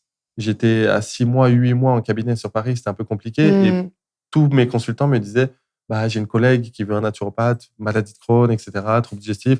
Est-ce que tu as des personnes à me recommander? Donc, je recommandais des naturopathes, mais ces naturopathes, à un moment donné, ils étaient pleins. Et donc, finalement, j'avais plus d'autres personnes à recommander. Et je me suis dit, à un moment donné, c'est peut-être mieux d'aller former, parce que je connais des naturopathes, mais des naturopathes qui vont avoir cette approche fonctionnelle, moderne, qui vont pouvoir prendre en charge des problématiques assez complexes, travailler de manière holistique, etc., traiter les causes, mais également parce qu'il y a besoin de calmer les symptômes, parce que c'est ce qu'on disait, on parle beaucoup de causes, mais c'est aussi intéressant de calmer les symptômes pour permettre de casser ces cercles vicieux et juste de calmer le feu, quoi, tout simplement. Et en fait, c'est le fait de déléguer, et finalement, je me suis dit, il y a de plus en plus de personnes qui se tournent vers la naturopathie, mais il n'y a pas assez de naturopathes fonctionnels, modernes, qui ont ces connaissances-là. Cette vision-là. Je me suis dit, c'est là où il va falloir peut-être former des thérapeutes. Et j'en parlais avec toi, j'en parlais avec William, vous en parliez de votre côté, et on s'est dit, autant faire un truc. Et toi, sur Instagram, tu avais commencé à annoncer l'idée. Moi, j'avais fait déjà des petites formations, et je me suis dit, attends, mais on a à peu près les mêmes communautés, on va faire ça ensemble, et on a tellement de choses à partager. Je pense qu'on avait une vision commune et la croyance commune qu'il y avait un besoin aussi bien de la part de monsieur et madame tout le monde qui ont ces problématiques de santé, qu'on voit en consultation, qui aimeraient avoir ces outils et qui n'y ont pas accès parce qu'on ne voit pas ça à l'école et à moins de reprendre des études aujourd'hui, il n'y avait pas ça. Donc on s'est dit la formation, ça peut être un format. Et en même temps, il y avait une grosse demande de la part des naturopathes qui, comme nous, ressentaient un manque à la fin de l'école. Et c'est vrai que le pari qu'on a pris au début, quand on a lancé ça, c'était de faire des formations qui soient accessibles à tout le monde, qui soient à la fois vraiment complètes, avec une partie plus poussée pour ceux qui étaient professionnels, qui voulaient aller plus loin, et une partie pour monsieur et madame tout le monde. Et on s'est dit, on va voir ce que ça donne un petit peu. Nous, on avait vraiment une idée de tout ce qu'on voulait transmettre et de la manière dont on voulait le transmettre pour faciliter l'apprentissage. Et en fait, la grosse surprise, c'est que il y a eu un vrai besoin et ça a bien fonctionné des deux côtés parce qu'il y avait un vrai besoin, effectivement, de la part de monsieur et madame tout le monde qui n'est pas forcément dans le métier et autant des professionnels. Et du coup, on a continué sur cette voie en se disant, problématique suivante aujourd'hui, la santé de la femme de manière très large. Il y a vraiment un besoin d'accompagner les problématiques de santé de la femme. Même réponse de la part des personnes de nos audiences, notamment sur Instagram, qui nous faisaient confiance suite à la première formation et qui, en fait, avaient toujours ce besoin. Et ça nous a amené à continuer vers une étape un petit peu plus grande aujourd'hui, de se dire, OK, comment on peut amener cette vision encore plus loin et, comme tu disais, former des jardiniers de manière plus large. On ne s'est jamais arrêté, en fait. Non. Inflammation, la formation, elle a cartonné. Santé de la femme, ça a cartonné. En finir avec la fatigue, ça a cartonné. Ouais. Et moi, je me rappelle, en parallèle, les gens disaient, ouais, mais les formations sont top, mais faites une école de naturopathie. Et en fait, ça nous trottait dans la tête. Je me rappelle, pendant longtemps, en réunion, on en discutait. On ferait une école. Ouais, on verra, c'est peut-être un peu trop gros, on verra plus tard, etc. Et en fait, ça trottait dans la tête. L'idée est venue tôt, mais c'était vraiment au rang d'idée de ça. C'était pas encore mûr. Et moi, ça a commencé à mûrir quand j'ai commencé à échanger avec d'autres collègues naturopathes qui m'expliquaient les manques qu'il y avait dans certaines écoles. Et là, je me suis dit, mais finalement, il n'y a pas une école de naturopathie qui existe avec cette approche. En France, en tout cas, avec cette approche moderne, fonctionnelle, avec une organisation rodée, avec un suivi, avec du tutorat, avec une vision à long terme qui permette de former des naturopathes compétents, mais surtout permettre à ces naturopathes de vivre de leur métier. Et ça, finalement, ça n'existait pas. Et c'est là où je me suis dit, il y a un truc à faire. Et on a eu ce déclic-là. Pour moi, c'était tellement logique. Encore Frédéric Sardon, mon prof naturo, lui, il nous avait expliqué un truc et ça avait fait tilt dans ma tête. C'était que, en fait, il avait passé son diplôme de médecine à 31 ans alors qu'il était déjà naturopathe depuis plus de 10 ans. Et en fait, il considérait qu'il fallait toujours faire de la consultation, faire de la formation, se former soi-même et former les autres. Et en fait, cet écosystème, ce triangle, permet d'être bon. Parce que si tu formes les autres, tu es obligé de te tenir en alerte sur toutes les nouvelles données, etc. Donc, tu es obligé de t'actualiser, tu es obligé de te former à côté pour pouvoir acquérir de nouveaux savoirs. Et tout ça, tu le transmets dans ta consultation. Donc, tu deviens encore meilleur dans ta consultation. Donc, moi, c'est pour ça que je garde toujours de la consultation, même si j'en fais beaucoup moins qu'avant. Mais même si c'est fatigant, même si c'est énergivore, même si je pourrais ne plus le faire, pour moi, c'est hyper important de garder un petit peu les mains dans le cambouis. Et la question de se former, en fait, on est obligé de se tenir au courant de toutes les avancées. Quand je vois les collègues Evosciences, par exemple, ils vont super loin dans certains détails. Là, j'ai pris la formation biochimie. Je suis très, très content de me remettre à apprendre d'autres choses. Donc, c'est, je pense, un triangle indispensable. Et donc, la partie formation, moi, je l'avais déjà mise en place, même dans le BPJEPS. Parce que quand j'étais coach sportif, je formais aussi des coachs sportifs sur la partie nutrition, sur la partie entraînement. Et j'adore la pédagogie. Donc, pour moi, c'était logique de continuer à transmettre. parce qu'on avait tous les trois cet amour de la transmission. Il y a plein de valeurs communes qui nous ont rassemblés, notamment celle-ci. Et comme tu dis, moi, j'ai énormément appris en faisant chaque formation.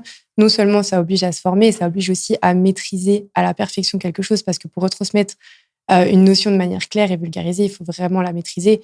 Je trouve que ça oblige justement cette gymnastique. Et je te rejoins sur les consultations, ça reste de l'entraînement du terrain en permanence et des cas cliniques en permanence. C'est une formation un petit peu continue.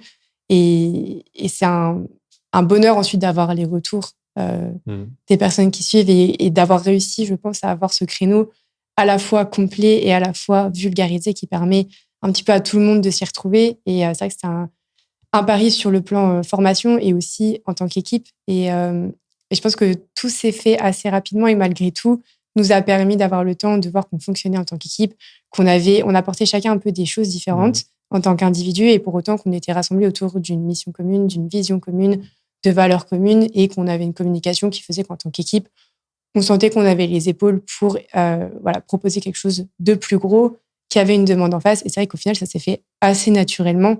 Et quand aujourd'hui, on prend le temps de regarder un petit peu le chemin qu'on a fait depuis le début de notre association, incroyable. C'est assez chouette et je pense qu'on a de beaux jours devant nous. Moi, je me rappelle, il y a beaucoup d'acteurs. En fait, comme tu l'as dit, c'est un pari. Il y a beaucoup d'acteurs sur le marché, dans le monde de la naturopathie, qui nous ont dit mais vous allez vous casser la gueule. Vous allez vous casser la gueule. Pourquoi vous allez vous embêter à faire une école de naturopathie? Vos activités fonctionnent bien, sachant qu'il y a de plus en plus d'écoles de naturopathie qui ferment aujourd'hui. Et nous, on a fait le pari de se dire si elles ferment, c'est peut-être pour une raison. Et en fait, en regardant le marché, on s'est rendu compte que il y a de plus en plus de personnes qui veulent se former à la naturopathie. Et du coup, l'offre et la demande se régulent. Il y a beaucoup d'acteurs sur le marché qui sont arrivés. Il y a énormément de petits organismes de formation ou d'écoles qui ont vu le jour. Et du coup, ça a dilué un peu toutes les personnes-là. Et le fait de diluer toutes ces personnes-là, toutes les écoles, pour se différencier, on peut aller sur les sites internet, tu vois, moins 500 €, moins 600 €. Elles ont commencé à faire des coûts pour pouvoir se différencier par le bas, par le prix. Et le fait de se différencier par le prix, la qualité du contenu, la qualité des cours, la qualité des intervenants. Quand j'ai échangé avec pas mal d'intervenants dans certaines écoles de naturopathie qui me disaient, avant, j'avais 15 heures de cours pour la phyto. Maintenant, j'ai 3 heures. Maintenant, ils m'ont remplacé. Ils ont mis un ancien élève parce qu'il coûte moins cher, etc. Forcément, ça, on l'a ressenti dans le cursus. Et finalement, on s'est rendu compte que il y a de plus en plus d'acteurs sur le marché, mais ces écoles ferment parce qu'elles ont du mal à convaincre. Elles ont du mal à convaincre par leur organisation, mais aussi par leur approche. Aujourd'hui, en école de naturopathie, on entend encore la viande, c'est inflammatoire, il faut arrêter les produits laitiers, devenez vegan ou crudivore. Et c'est là où finalement, il y a un manque clairement de nuances et de mise à jour dans le contenu pédagogique. Complètement. Mais il y a la question des finances qui est hyper importante et sans argent, on ne peut pas payer des intervenants de qualité. Non. On ne peut pas payer des intervenants de qualité. Et malgré tout, moi, j'aime me dire j'achète un résultat et pas un prix. Et c'est vrai que qu'est-ce qui compte, c'est de payer le moins cher possible ou d'avoir vraiment un résultat. Et je pense que la manière dont on a construit cette école, c'est vraiment prendre une feuille blanche et se dire, OK, l'école dont nous, on aurait rêvé, comment elle se compose, de quoi, qu'est-ce qui m'a servi dans mon école, de quoi j'aurais eu besoin pour avoir vraiment cette école où je sors et je veux me sentir compétent, je veux sentir que je suis en confiance avec mes consultants, que l'image que j'avais en m'inscrivant à cette école, à savoir développer mon activité, c'est bien l'image que j'ai à la sortie. Et j'ai pas une image en m'inscrivant à cette école de je vais développer mon activité, je vais aider des gens, je vais faire un métier qui a du sens. Et à la sortie, me dire, mais en fait, j'ai aucune idée de comment être entrepreneur. Je sens qu'il me manque la moitié des outils parce que je me sens pas en confiance quand je fais mes consultations. Et ce gap-là, il est dur à passer. Et c'est vrai que la façon dont on a construit et dont on construit cette école continuellement, c'est vraiment de se dire comment on peut combler un petit peu tous ces trous que nous, on a eus et construire quelque chose qui, pour le coup, n'existe pas parce que c'est fait de toutes pièces de tous les ingrédients dont nous, on aurait rêvé pour avoir ce combo de rêves qui nous permet d'arriver à l'image qu'on s'en fait au moment où on s'inscrit. Ce que je vous propose, c'est qu'on fasse un petit jeu. C'est quoi pour vous l'école de naturopathie de vos rêves? Si on fait un petit tour de table comme ça, critère après critère. Moi, je peux commencer si vous voulez. Le premier critère, c'était la qualité des intervenants. Ouais. Ça, pour moi, c'était extrêmement important de prendre des pointures, des experts, des personnes qui font de la consultation, qui vont faire des ponts avec la pratique. Et ça, pour moi, c'était important d'avoir une école qui me permette, parce que je ne l'ai pas eu dans mes écoles, qui me permette d'avoir un bagage intellectuel, d'avoir un bagage, d'avoir de l'expérience. Donc moi, qualité des intervenants. Moi, je pense que c'est pour le format, parce que j'exerçais déjà à temps plein, l'équilibre parfait entre du e-learning, pas du e-learning où j'ai l'impression d'être toute seule dans mon bateau. Pourtant, je suis quelqu'un de très autonome quand j'apprends, mais j'avais quand même besoin d'avoir cet échange, de savoir que je pouvais poser mes questions. Donc, d'avoir du e-learning parce que ça me permettait une souplesse énorme, et c'est quand même très pratique aujourd'hui, avec la possibilité d'échanger et avec les intervenants et avec d'autres élèves. Sachant que le métier de naturopathe, bien souvent, c'est un métier de reconversion. Les personnes, quand ils veulent devenir naturopathe, soit ils ont un job, soit ils s'occupent de leur famille ou autre. Donc, c'était important pour nous de créer une école qui soit la plus flexible possible. Exactement. C'est tous les avantages du e-learning avec l'autonomie et ensuite la possibilité de servir plus ou moins du support, des échanges. De ne pas rendre obligatoire ces supports parce que du coup, ça enlève l'autonomie du e-learning, mais par contre, que la personne qui a besoin de ce cadre vraiment régulier, etc., puisse l'avoir, que la personne qui n'en a pas besoin puisse faire cavalier seule. Et je pense que ça, c'est vraiment très important dans la forme. Toi, c'était quoi Moi, c'est les cas pratiques. Les cas pratiques à fond, parce que quand on est face à notre consultant, on peut connaître toutes les huiles essentielles par cœur, on peut connaître tous les micronutriments, tous les détails biochimiques. Ça ne change rien et ça ne sert à rien. Et ta consultation, elle dure 4-5 heures au tout l'après-midi. Mais non, mais c'est surtout que tu ne sais pas comment faire. En fait, tu as plein d'outils et comment tu les articules. Et en fait, pour moi, un bon naturopathe, c'est pas la personne qui sait le plus de choses. C'est pas du tout une IA, c'est pas un dictionnaire, c'est pas ça. C'est une personne qui sait faire des liens. Et pour ça, il faut avoir fait plein de cas pratiques. Il faut avoir vu aussi beaucoup de monde, mais ça vient avec le temps. Mais si déjà, pendant ton école, tu as vu plein de cas pratiques avec, en gros, si on devait schématiser, il y a peut-être, j'ai n'importe quoi, peut-être 50, peut-être même moins, profils qui vont ressortir tout le temps, peut-être 20 profils qui vont ressortir tout le temps, et après, tu as un profil de temps en temps qui est différent. Quand je dis profil, je ne parle pas forcément des diathèses, je parle pas non, je parle de la problématique du mode de vie, voilà, cette personne-là, moi, j'ai des consultants, j'ai l'impression que je les ai déjà vus parce que j'ai déjà eu plein de personnes qui leur ressemblaient, que ce soit au niveau biologique, au niveau symptomatologie, au niveau du mode de vie. Et une fois qu'on a étudié les grandes tendances, les grandes problématiques, c'est parfait parce qu'on a déjà notre plan de route dans notre tête et après on peut aller chercher des outils spécifiques. Ah tiens, cette personne, cette huile essentielle pourrait l'aider, ce micronutriment à ce dosage à ce moment-là de la journée pourrait l'aider. À cette personne, son mode de vie il est comme ça, mais est-ce que il n'y a pas des facteurs psycho-émotionnels qu'il va falloir d'abord essayer de réguler avant de pouvoir lui donner les conseils qu'il faudrait. Moi je dis toujours aux personnes que j'ai en consultation, si vous étiez un robot, je vous mettrais une clé USB je mettrai un logiciel, un programme qui vous permettrait de faire tout ce que je dis à la lettre et en 6 mois on se revoit parfait, sauf que non, il y a trop de freins parfois psycho-émotionnels, etc., qui font que ça marche pas. Donc les cas pratiques à fond. Moi, l'école de mes rêves, c'était une école qui me permettait de ne pas me reformer derrière. Et ça, c'était aussi un problème. C'est que tu fais une école, tu payes un certain montant, et finalement, derrière, auprès des laboratoires, auprès d'organismes indépendants, tu dois te reformer. Obligé. Exactement. Et ça, à un moment donné, comment veux-tu faire accroître ton activité? Comment veux-tu gagner ta vie, vivre de ton métier, si à côté, tu n'as pas le temps parce que tu dois continuer à te former, etc.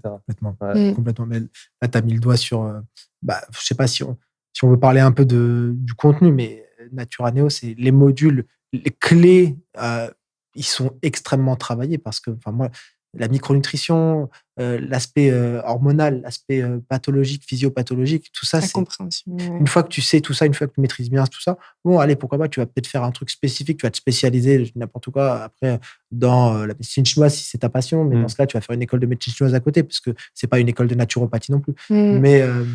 Mais ouais, tu dois avoir les gros trucs, quoi. La micronutrition, la nutrition, l'alimentation, et ça doit être extrêmement bien abordé, la phyto, l'aroma.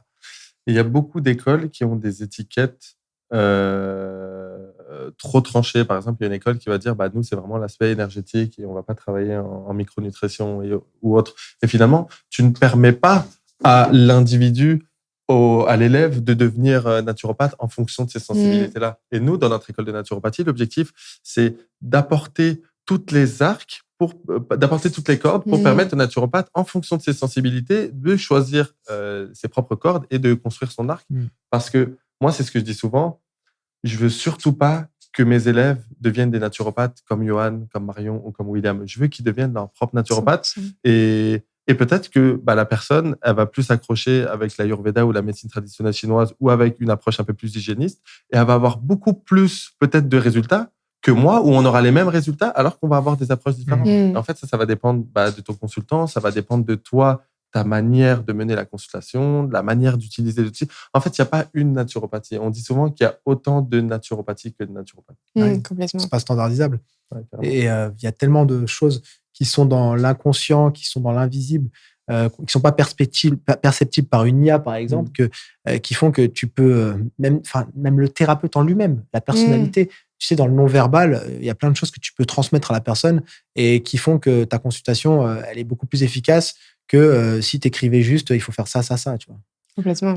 Je pense qu'on a vraiment construit en se disant, OK, la base, l'essentiel, c'est la qualité des intervenants, la qualité des cours et aussi dans le profil d'avoir des intervenants qui croient au projet autant que nous, d'avoir des personnes qui sont investies, qui vont pas juste se dire, OK, je fais un cours, je le lance et c'est tout. Et on a la chance d'avoir constitué une équipe qui répond vraiment à ces critères, où les cours sont vraiment d'excellente qualité et des personnes qui sont investies, qui croient au projet. Et d'autre part, c'est cette capacité à restituer, à faire les liens, comme tu disais, dans la consultation. Et ça passe par les cas cliniques, l'entraînement, beaucoup.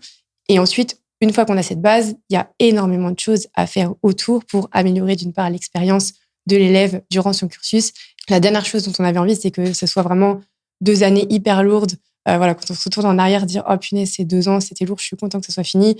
On a vraiment eu cette volonté de se dire, on veut que tout le long, ça soit ressenti plutôt comme une aventure de vie, une expérience où on apprend des choses pour soi, pour sa santé, pour celle des autres, on arrive à l'implémenter. Et du coup, voilà, on s'est dit comment on peut en plus améliorer cette expérience. Ça va passer par le contact humain, donc tout ce qu'on peut mettre en place pour qu'il y ait un contact au quotidien pour les personnes qui en ont besoin et qui veulent s'en servir, encore une fois, entre nous, l'équipe pédagogique et les élèves, entre les élèves entre eux, qu'ils aient la possibilité de créer du lien après en réel. Ça va aussi passer, par exemple, par faciliter l'apprentissage. Parce que, comme tu disais, il y a beaucoup de personnes qui sont en reconversion et apprendre, c'est un skill. Enfin, c'est vraiment quelque chose qui s'apprend. On apprend à apprendre. Et je pense que quand on a échangé un peu avec des élèves, et c'était notre ressenti aussi, par exemple, le fait d'avoir que des PDF, ça ne va pas convenir à tout le monde. Et ce qu'on essaye de faire avec Natura Neo, c'est vraiment de mettre à disposition un même cours sous différentes formes, avec différents supports, pour que quel que soit le mode d'apprentissage de la personne, elle y trouve son compte. Si c'est quelqu'un qui est plutôt auditif, qui a besoin d'entendre plusieurs fois la voix de quelqu'un pour apprendre, il aura le support vidéo. Si c'est quelqu'un qui a besoin d'avoir ce contact, on a les intervenants qui font leurs cours en live, donc c'est préenregistré pour le tronc commun, mais il y a quand même cette visualisation, ce côté vivant. Et en même temps, moi, si je suis quelqu'un qui a besoin de surligner, il y a aussi ce support-là. Et c'est tous ces petits détails, je pense, qui font qu'à la fin, l'expérience est différente. Au-delà du fait de sortir et de se sentir armé, compétent, ce qui est vraiment, en tout cas, nous, notre objectif et notre gros focus, c'est nous, ce qu'on veut pour nos élèves, c'est ça. Au-delà de ça, quand on dit construire notre école de rêve sur une feuille blanche, ça passe aussi par toutes ces petites choses, toutes ces idées et pas se mettre de limite dans le qu'est-ce qui se fait ou qu'est-ce qui se fait pas. C'est OK, qu'est-ce qu'on peut ajouter qui permettent de répondre à cette problématique, à ce besoin et à ça qui nous a manqué dans notre école. Bah moi, c'est ce que j'ai eu dans mon école, dans toutes mes écoles de naturopathie. Il y a eu des écoles où c'était que du PDF. Finalement, bah, ça me convenait pas. Quand il y avait que de la vidéo, ça me convenait pas aussi. Et en fait, le fait d'être multi-support, d'avoir tout ça, ça permet d'avoir une pédagogie et un apprentissage qui est optimal. Parce qu'on a tous des mémoires et des intelligences différentes. Il y a des personnes qui aiment bien aller à la bibliothèque, surligner, barrer, etc. Moi, je sais que je suis comme ça, mais il y en a d'autres. Ma femme, quand elle me voyait faire ça, elle me disait « Mais comment tu fais ? Moi, j'ai besoin d'une vidéo ou autre. » En fait, on est tous différents. Et le but, c'est vraiment ça, d'avoir cet apprentissage optimal. La qualité des cours, c'est hyper important. C'est un socle. La qualité des intervenants, c'est une chose. Mais la structure, l'organisation, ça, c'en est une autre. Moi, c'est ce que je dis souvent, on n'est pas un organisme de formation, on est une école de naturopathie. Et derrière le mot école, pour moi, il y a l'humain qui doit être au centre et qui est hyper important. C'est pour ça qu'on a recruté, on a des ressources humaines et ça va être satisfaisant pour nos élèves de savoir que s'il y a des questions, bah, on a des responsables pédagogiques qui sont derrière, on a des humains. J'ai une question sur mon contrat, sur mon paiement, sur les cours, sur mon apprentissage. Si j'ai envie de dialoguer avec les élèves ou avec mon tuteur ou autre, j'ai un soutien humain. Et c'est ça qui est important. Dans pas mal d'écoles que j'ai faites, en fait, j'ai fait 3 grosses écoles de naturopathie et après, j'ai fait des modules un peu partout. Et je me rendais compte que j'étais souvent seul. J'étais sur Instagram il n'y a pas longtemps, j'ai échangé avec une coach sportive qui me disait moi, je trouve que dans mon métier, je suis un peu seul en tant que naturopathe. J'ai pas trop de collègues. Finalement, je fais mes posts, je fais ma création de contenu. J'ai les consultations, mais je suis assez seul. Quand je me suis formé, j'étais un peu seul. Et en fait, dans cette école, nous, l'objectif, c'est vraiment aussi de se créer un réseau et de permettre d'avoir finalement des collègues parce que on se forme, mais c'est aussi avant tout une aventure de vie. Et c'est ça qui est vraiment important. C'est que on travaille sur soi, on rencontre l'autre, on se nourrit de l'autre, etc. Et c'est pour ça que quand on a eu dans notre école les dossiers de candidature, on a eu combien de dossiers de candidature? 150, 130. Ouais. On a fait vraiment en sorte de choisir les personnes les plus motivées, mais avec des parcours qui sont différents, aussi, parce que c'est important de se nourrir de l'autre. Et ça va être hyper intéressant dans notre école d'avoir des personnes. Il y a des médecins qui se sont inscrits dans l'école. Il y a énormément de naturopathes qui se sont déjà formés, qui se sont inscrits dans l'école. Et ça, je trouve ça cool parce qu'elles ont l'humilité de se dire, bon, bah, mon école, peut-être qu'elle m'a pas apporté tout ce que je devais faire pour vivre de mon métier. Ça n'a pas répondu à mes attentes. Donc, je vais aller me perfectionner. Mais il y a des personnes aussi qui sont pas issues du milieu médical et qui vont apprendre, qui vont partir de zéro. Et finalement, peu importe le métier, quand moi, j'ai appelé les futurs élèves, on a des comptables, on a des esthéticiennes, des ingénieurs, etc. Et finalement, tout le monde va pouvoir se nourrir de l'autre et ça va faire une aventure humaine qui va être exceptionnelle. Moi, c'est aussi le pourquoi. Hein. C'est, bien sûr, j'aime la pédagogie. Je me voyais pas faire ça dans un autre domaine, mais c'est le kiff, c'est le plaisir que ça va nous apporter. C'est une expérience humaine incroyable. On va être dans nos classes, on va être en communication avec plein d'élèves, on va discuter, on va apporter de la valeur, on va apprendre aussi. Moi, quand je fais des consultations, quand je fais des formations, mais à chaque fois quand j'ai des élèves en face, quand j'ai des consultants, mais en fait, je me nourris d'eux. Ils se nourrissent de ce que je peux leur transmettre, mais je me nourris d'eux et c'est juste incroyable. Et je pense que c'est ce qu'on veut, nous, grandir en tant que personne à notre niveau. On veut la même chose pour l'équipe pédagogique, on veut la même chose pour les élèves. Et j'ai sincèrement hâte pour les élèves parce qu'on ajoute d'autres dimensions et justement, on ne se fixe pas de limite dans ce qu'il y a normalement dans une école. Et il y a la partie entrepreneuriat qu'on veut vraiment inclure aussi, qui est très importante pour nous. Et l'entrepreneuriat, selon moi, c'est vraiment une école de la vie. En fait, on apprend à se connaître, on dépasse des peurs, etc. Et personnellement, j'ai énormément grandi en tant que personne, en tant qu'humain, en tant que femme aussi, dans cette aventure entrepreneuriale. Et je pense que, en tout cas, j'espère, et c'est ce qu'on veut aussi, que les personnes vont avoir beaucoup plus que ce qu'elles sont venues chercher. Il y a beaucoup de personnes qui se reconvertissent pour avoir un métier qui leur fait sens, qui sentent le besoin d'être dans le soin, d'accompagner l'autre. Et ça, clairement, dans une école de naturopathie, à la sortie, c'est ce qu'elles vont avoir. Mais je pense qu'il y a aussi une croissance personnelle qui se fait et que dans la partie entrepreneuriat, il y a la partie financière, les freins par rapport à l'argent, tout ce par quoi nous, on a pu passer, sur lesquels on a envie de travailler, savoir se développer sur les réseaux sociaux.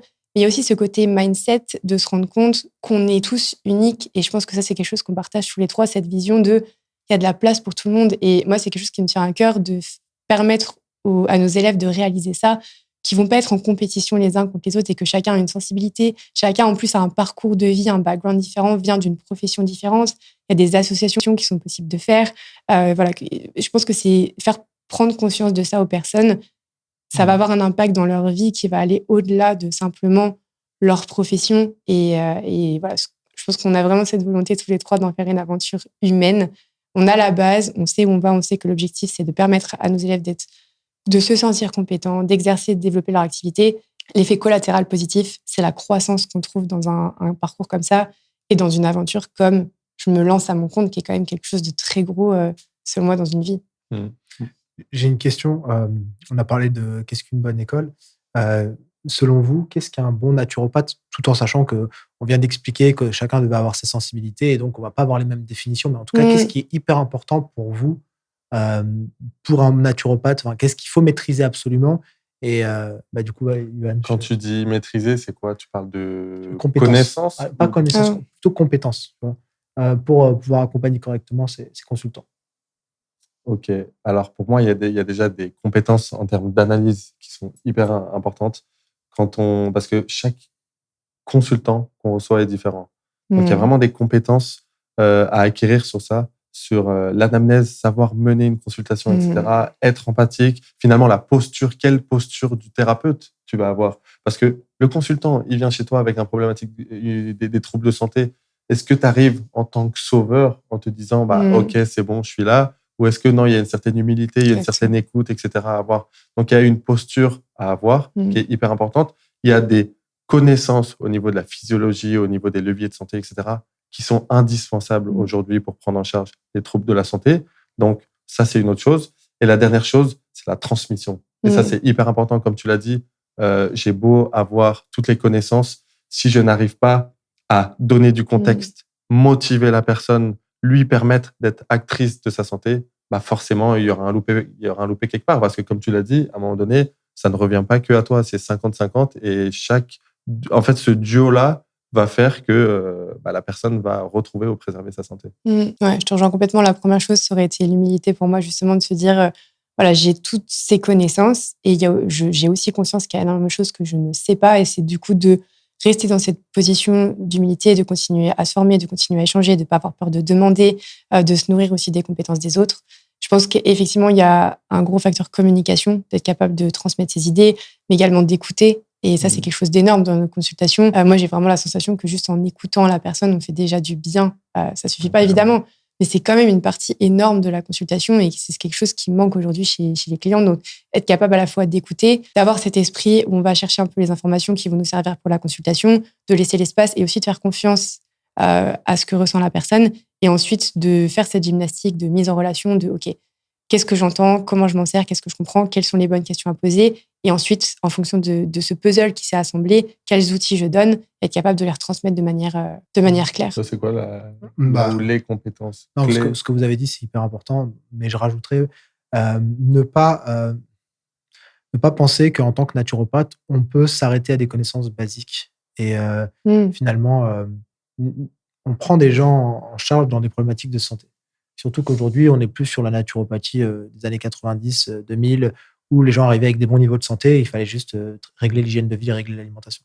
Donc aujourd'hui, un naturopathe, il se doit de sortir de sa zone de confort et d'aller chercher des compréhensions plus poussées en termes de biologie, de physiologie, pour comprendre les mécanismes et donner des conseils pertinents. Et ça, je me souviens que ça avait été un débat entre les deux fondateurs de l'école que j'avais choisi à l'époque. Un qui voulait absolument creuser, aller dans le fond du détail. Il voulait des naturopathes fonctionnels et il nous le disait tout le temps. Je veux former des naturopathes avec le niveau suisse. Je veux avec le niveau allemand, Heilpraktiker. Des naturopathes qui puissent dialoguer avec des médecins sans avoir à rougir. Et même si, oui, c'est pas le même nombre d'années d'études, c'est pas le même statut, il n'y a aucun problème, on n'est pas en compétition, mais qui puissent au moins pouvoir interagir avec des médecins, des professionnels de santé. Et il y avait l'autre fondateur qui était beaucoup plus dans non, les naturopathes, c'est pas leurs enjeux, ils vont pas avoir besoin de tout ça, ça va leur prendre la tête et ça va les démotiver. Donc, il y a une réalité, on va pas faire 10 ans à temps plein pour se former à la naturopathie parce qu'on n'a pas besoin de connaître tous les détails biochimiques, etc., de tous les médicaments qui existent, de tout ça. On va pas faire du traitement, on va pas faire de la chirurgie, etc. Donc, non. Mais par contre, il faut pas négliger le travail. Et c'est vrai que pour beaucoup, il y a il y a ce manque de profondeur dans l'apprentissage. Ouais, mais c'est pas le mot que je cherche. C'est ce manque de cohérence entre je veux gagner ma vie avec la naturopathie, je veux pouvoir aider des gens qui ont des problématiques de santé, qui vont être prêts à payer une consultation qui sera pas remboursée par la Sécu. Alors maintenant, il y a beaucoup de mutuelles, il y a Healthcare, il y a pas mal de solutions pour pouvoir rembourser les consultations, donc ça devient moins un poids pour le consultant. Mais il y a quand même ce truc de je paye quelqu'un et c'est pas, je mets pas ma carte vitale, comme on le disait tout à l'heure. Donc, derrière, il faut assurer. Et pour assurer, il faut travailler. Et donc, Natura Neo, pour toutes les personnes qui pensent que c'est pas du travail, non, c'est vraiment important de le faire comprendre. Parce que bien sûr, on pourrait se mettre dans la posture, vous inquiétez pas, vous n'allez pas bosser, vous allez être naturopathe, vous allez très bien gagner votre vie. Non, c'est faux. S'il y a beaucoup de naturopathes qui exercent pas, c'est parce qu'ils n'ont pas travaillé. Et je le dis sans aucun jugement. Ils n'ont pas travaillé parce que pour beaucoup, ils n'avaient pas le temps, ils n'étaient pas investis, parce que les intervenants ne les ont pas passionnés, parce que il n'y a pas eu ce chemin. Et c'est pour ça que beaucoup laissent tomber. Parce que ça demande quand même un investissement. Il faut être cohérent. Au bout d'un moment, on ne peut pas dire que la personne, elle va travailler 15 minutes par-ci, 15 minutes par-là. Non, non, il faut travailler et il faut digérer le contenu. Ça prend du temps et une fois qu'on a les compétences, on a la légitimité et c'est beaucoup plus facile pour pouvoir se vendre, pour pouvoir attirer. Ça se sent en fait, une personne qui maîtrise ou pas son sujet. Donc voilà, il faut travailler. Comme dans tout, il n'y a pas de recette miracle, il n'y a pas de chemin facile. Mais par contre, une fois qu'on est dedans, une fois qu'on a la passion, c'est très facile parce qu'on peut s'y investir régulièrement et ça va quoi. On est quand même sur un métier où on va prendre, pas en charge, mais on va aider des personnes dans des problématiques de santé plus ou moins lourdes aujourd'hui. Mais pas juste sur j'arrive pas juste à dormir, je suis fatigué. Non, il y a des choses beaucoup plus lourdes qu'on a à aborder. Des gens qui viennent avec des problématiques de maladies chroniques, des maladies inflammatoires, des maladies auto-immunes, et qui ont des passés, des anamnèses, des antécédents de santé qui sont polymédicamentés. Ça demande une rigueur et une connaissance. Voilà, exactement. Donc, il faut être... désolé pour ce long monologue, mais il faut être cohérent. Au contraire, tu as bien fait d'appuyer là-dessus, je pense, parce qu'on ne l'a pas forcément fait. Et c'est vrai que en fait, tout ce qu'on a cité avant pour améliorer l'expérience, c'est parce que justement, il y a du travail. Exactement. Ce serait quoi le mot de la fin, du coup, que vous aimeriez donner à nos futurs élèves qui vont rejoindre notre première promotion? Vas-y, Marion. Travailler, non, faites-vous confiance. Faites-vous confiance parce qu'on a échangé avec les élèves qui sont déjà inscrits. Et ce qui revient beaucoup, c'est mais est-ce que je vais être capable? Et moi, j'ai vraiment envie de dire, faites-vous confiance. Si vous avez l'envie, vous êtes investi, vous travaillez. Nous, on fait notre part du gâteau dans le sens où on fait tout notre possible pour mettre à votre disposition le meilleur qu'on puisse vous proposer pour vous permettre d'atteindre vos objectifs. Il n'y a absolument aucune raison que vous ne les atteigniez pas. Et je pense que faites-vous confiance. Toi, ce serait quoi? Moi, ce serait soyez pas pressés. Beaucoup de naturopathes, il y a les réalités financières, il y a le chômage qui va se terminer tant, et ils pensent qu'en 1 an, ça y est, parce qu'ils vont avoir fini, ils vont passer leur certificat, ça y est, tout va changer, ils vont tout maîtriser. Non, même si on peut faire tout en accéléré, le cerveau, il peut pas digérer l'information. C'est impossible. Assimiler. Il faut assimiler, il faut du temps, il faut de la digestion. Donc, il faut se laisser du temps. Et c'est aussi pour ça que beaucoup ont l'épée de Damoclès au-dessus de la tête. Et à la fin de leur droit au chômage, par exemple, se disent là, je dois tout de suite, comme ça, par magie, trouver des consultants. Alors que, non, c'est pas possible. Il faut digérer. Il faut du temps. Il y a un cheminement. C'est un cheminement personnel. Et aussi, un deuxième conseil, soyez dans une démarche déjà de santé pour vous-même avant de vouloir accompagner les autres, parce que comme un dentiste qui a les dents complètement pourries, on va pas lui faire confiance. Un coach sportif qui est obèse, on va pas lui faire confiance. Faut être cohérent à un moment donné. Donc, incarner la santé, même si vous avez potentiellement des pathologies et qu'on ne peut pas revenir à un niveau de santé optimal, en tout cas, faites en sorte de mener, incarne ce que tu prônes. Ça, c'est ma phrase, j'adore. Elle est belle. Il y a des coachs sportifs obèses, ça existe ou pas? Non. En surpoids? En surpoids, ouais. Ou des préparateurs physiques surtout. Mais bon, les préparateurs physiques, c'est un peu différent. Tu sais, ils sont en blanc. En tout cas, incarnés, je pense. Et toi, Yohan? Moi, le conseil que je peux donner, voire j'en ai beaucoup, si un seul devrait ressortir, c'est garder toujours votre esprit critique. C'est hyper important. Même si c'est, je sais pas, même si c'est moi qui donne un cours sur la nutrition, un sujet que j'ai creusé pendant plusieurs années, gardez toujours votre esprit critique. Parce que la science, elle évolue, parce qu'on est tous différents, parce qu'une alimentation universelle n'existe pas. Je sais pas, vous avez une approche pro-métabolique, balisée sur les sujets opposés. En fait, c'est ça qui est vraiment important. C'est d'avoir toujours cet esprit critique, mais ça, on va longtemps en parler dans les modules d'introduction à l'école. Comme j'ai dit tout à l'heure, l'objectif, c'est de ne pas former des naturopathes avec notre approche. En fait, on veut surtout pas créer des moules et dire, tu vas être un naturopathe Naturanéo parce que tu auras ça. Non, l'objectif, c'est tu fais partie de notre école, de notre écosystème Naturanéo, donc tu auras des compétences, mais tu auras surtout la flexibilité de faire la naturopathie que tu souhaites parce que tu vas être armé, parce que tu auras cet esprit critique, parce que tu auras eu ce mindset et cette vision-là de la santé, parce qu'au final, on fait la même chose, on fait de la santé. Et l'objectif, c'est d'apporter de la santé, de créer des jardiniers qui vont créer des fleurs, qui vont créer des fleurs, qui vont créer des fleurs. Complètement. Pour conclure, je dirais, n'hésitez pas à venir échanger avec nous parce que tous les 3, on répond à nos messages. On répond aux messages sur Naturanéo aussi. Donc, voilà, il n'y a pas de mauvaises questions et on est toujours ravis d'échanger quel que soit le sujet, que ce soit l'école, les formations, la naturopathie, nos parcours ou autres. Donc voilà, on aime vraiment ce lien, on aime vraiment mettre l'humain au centre de tout. Donc, venez nous parler si c'est quelque chose qui vous dit.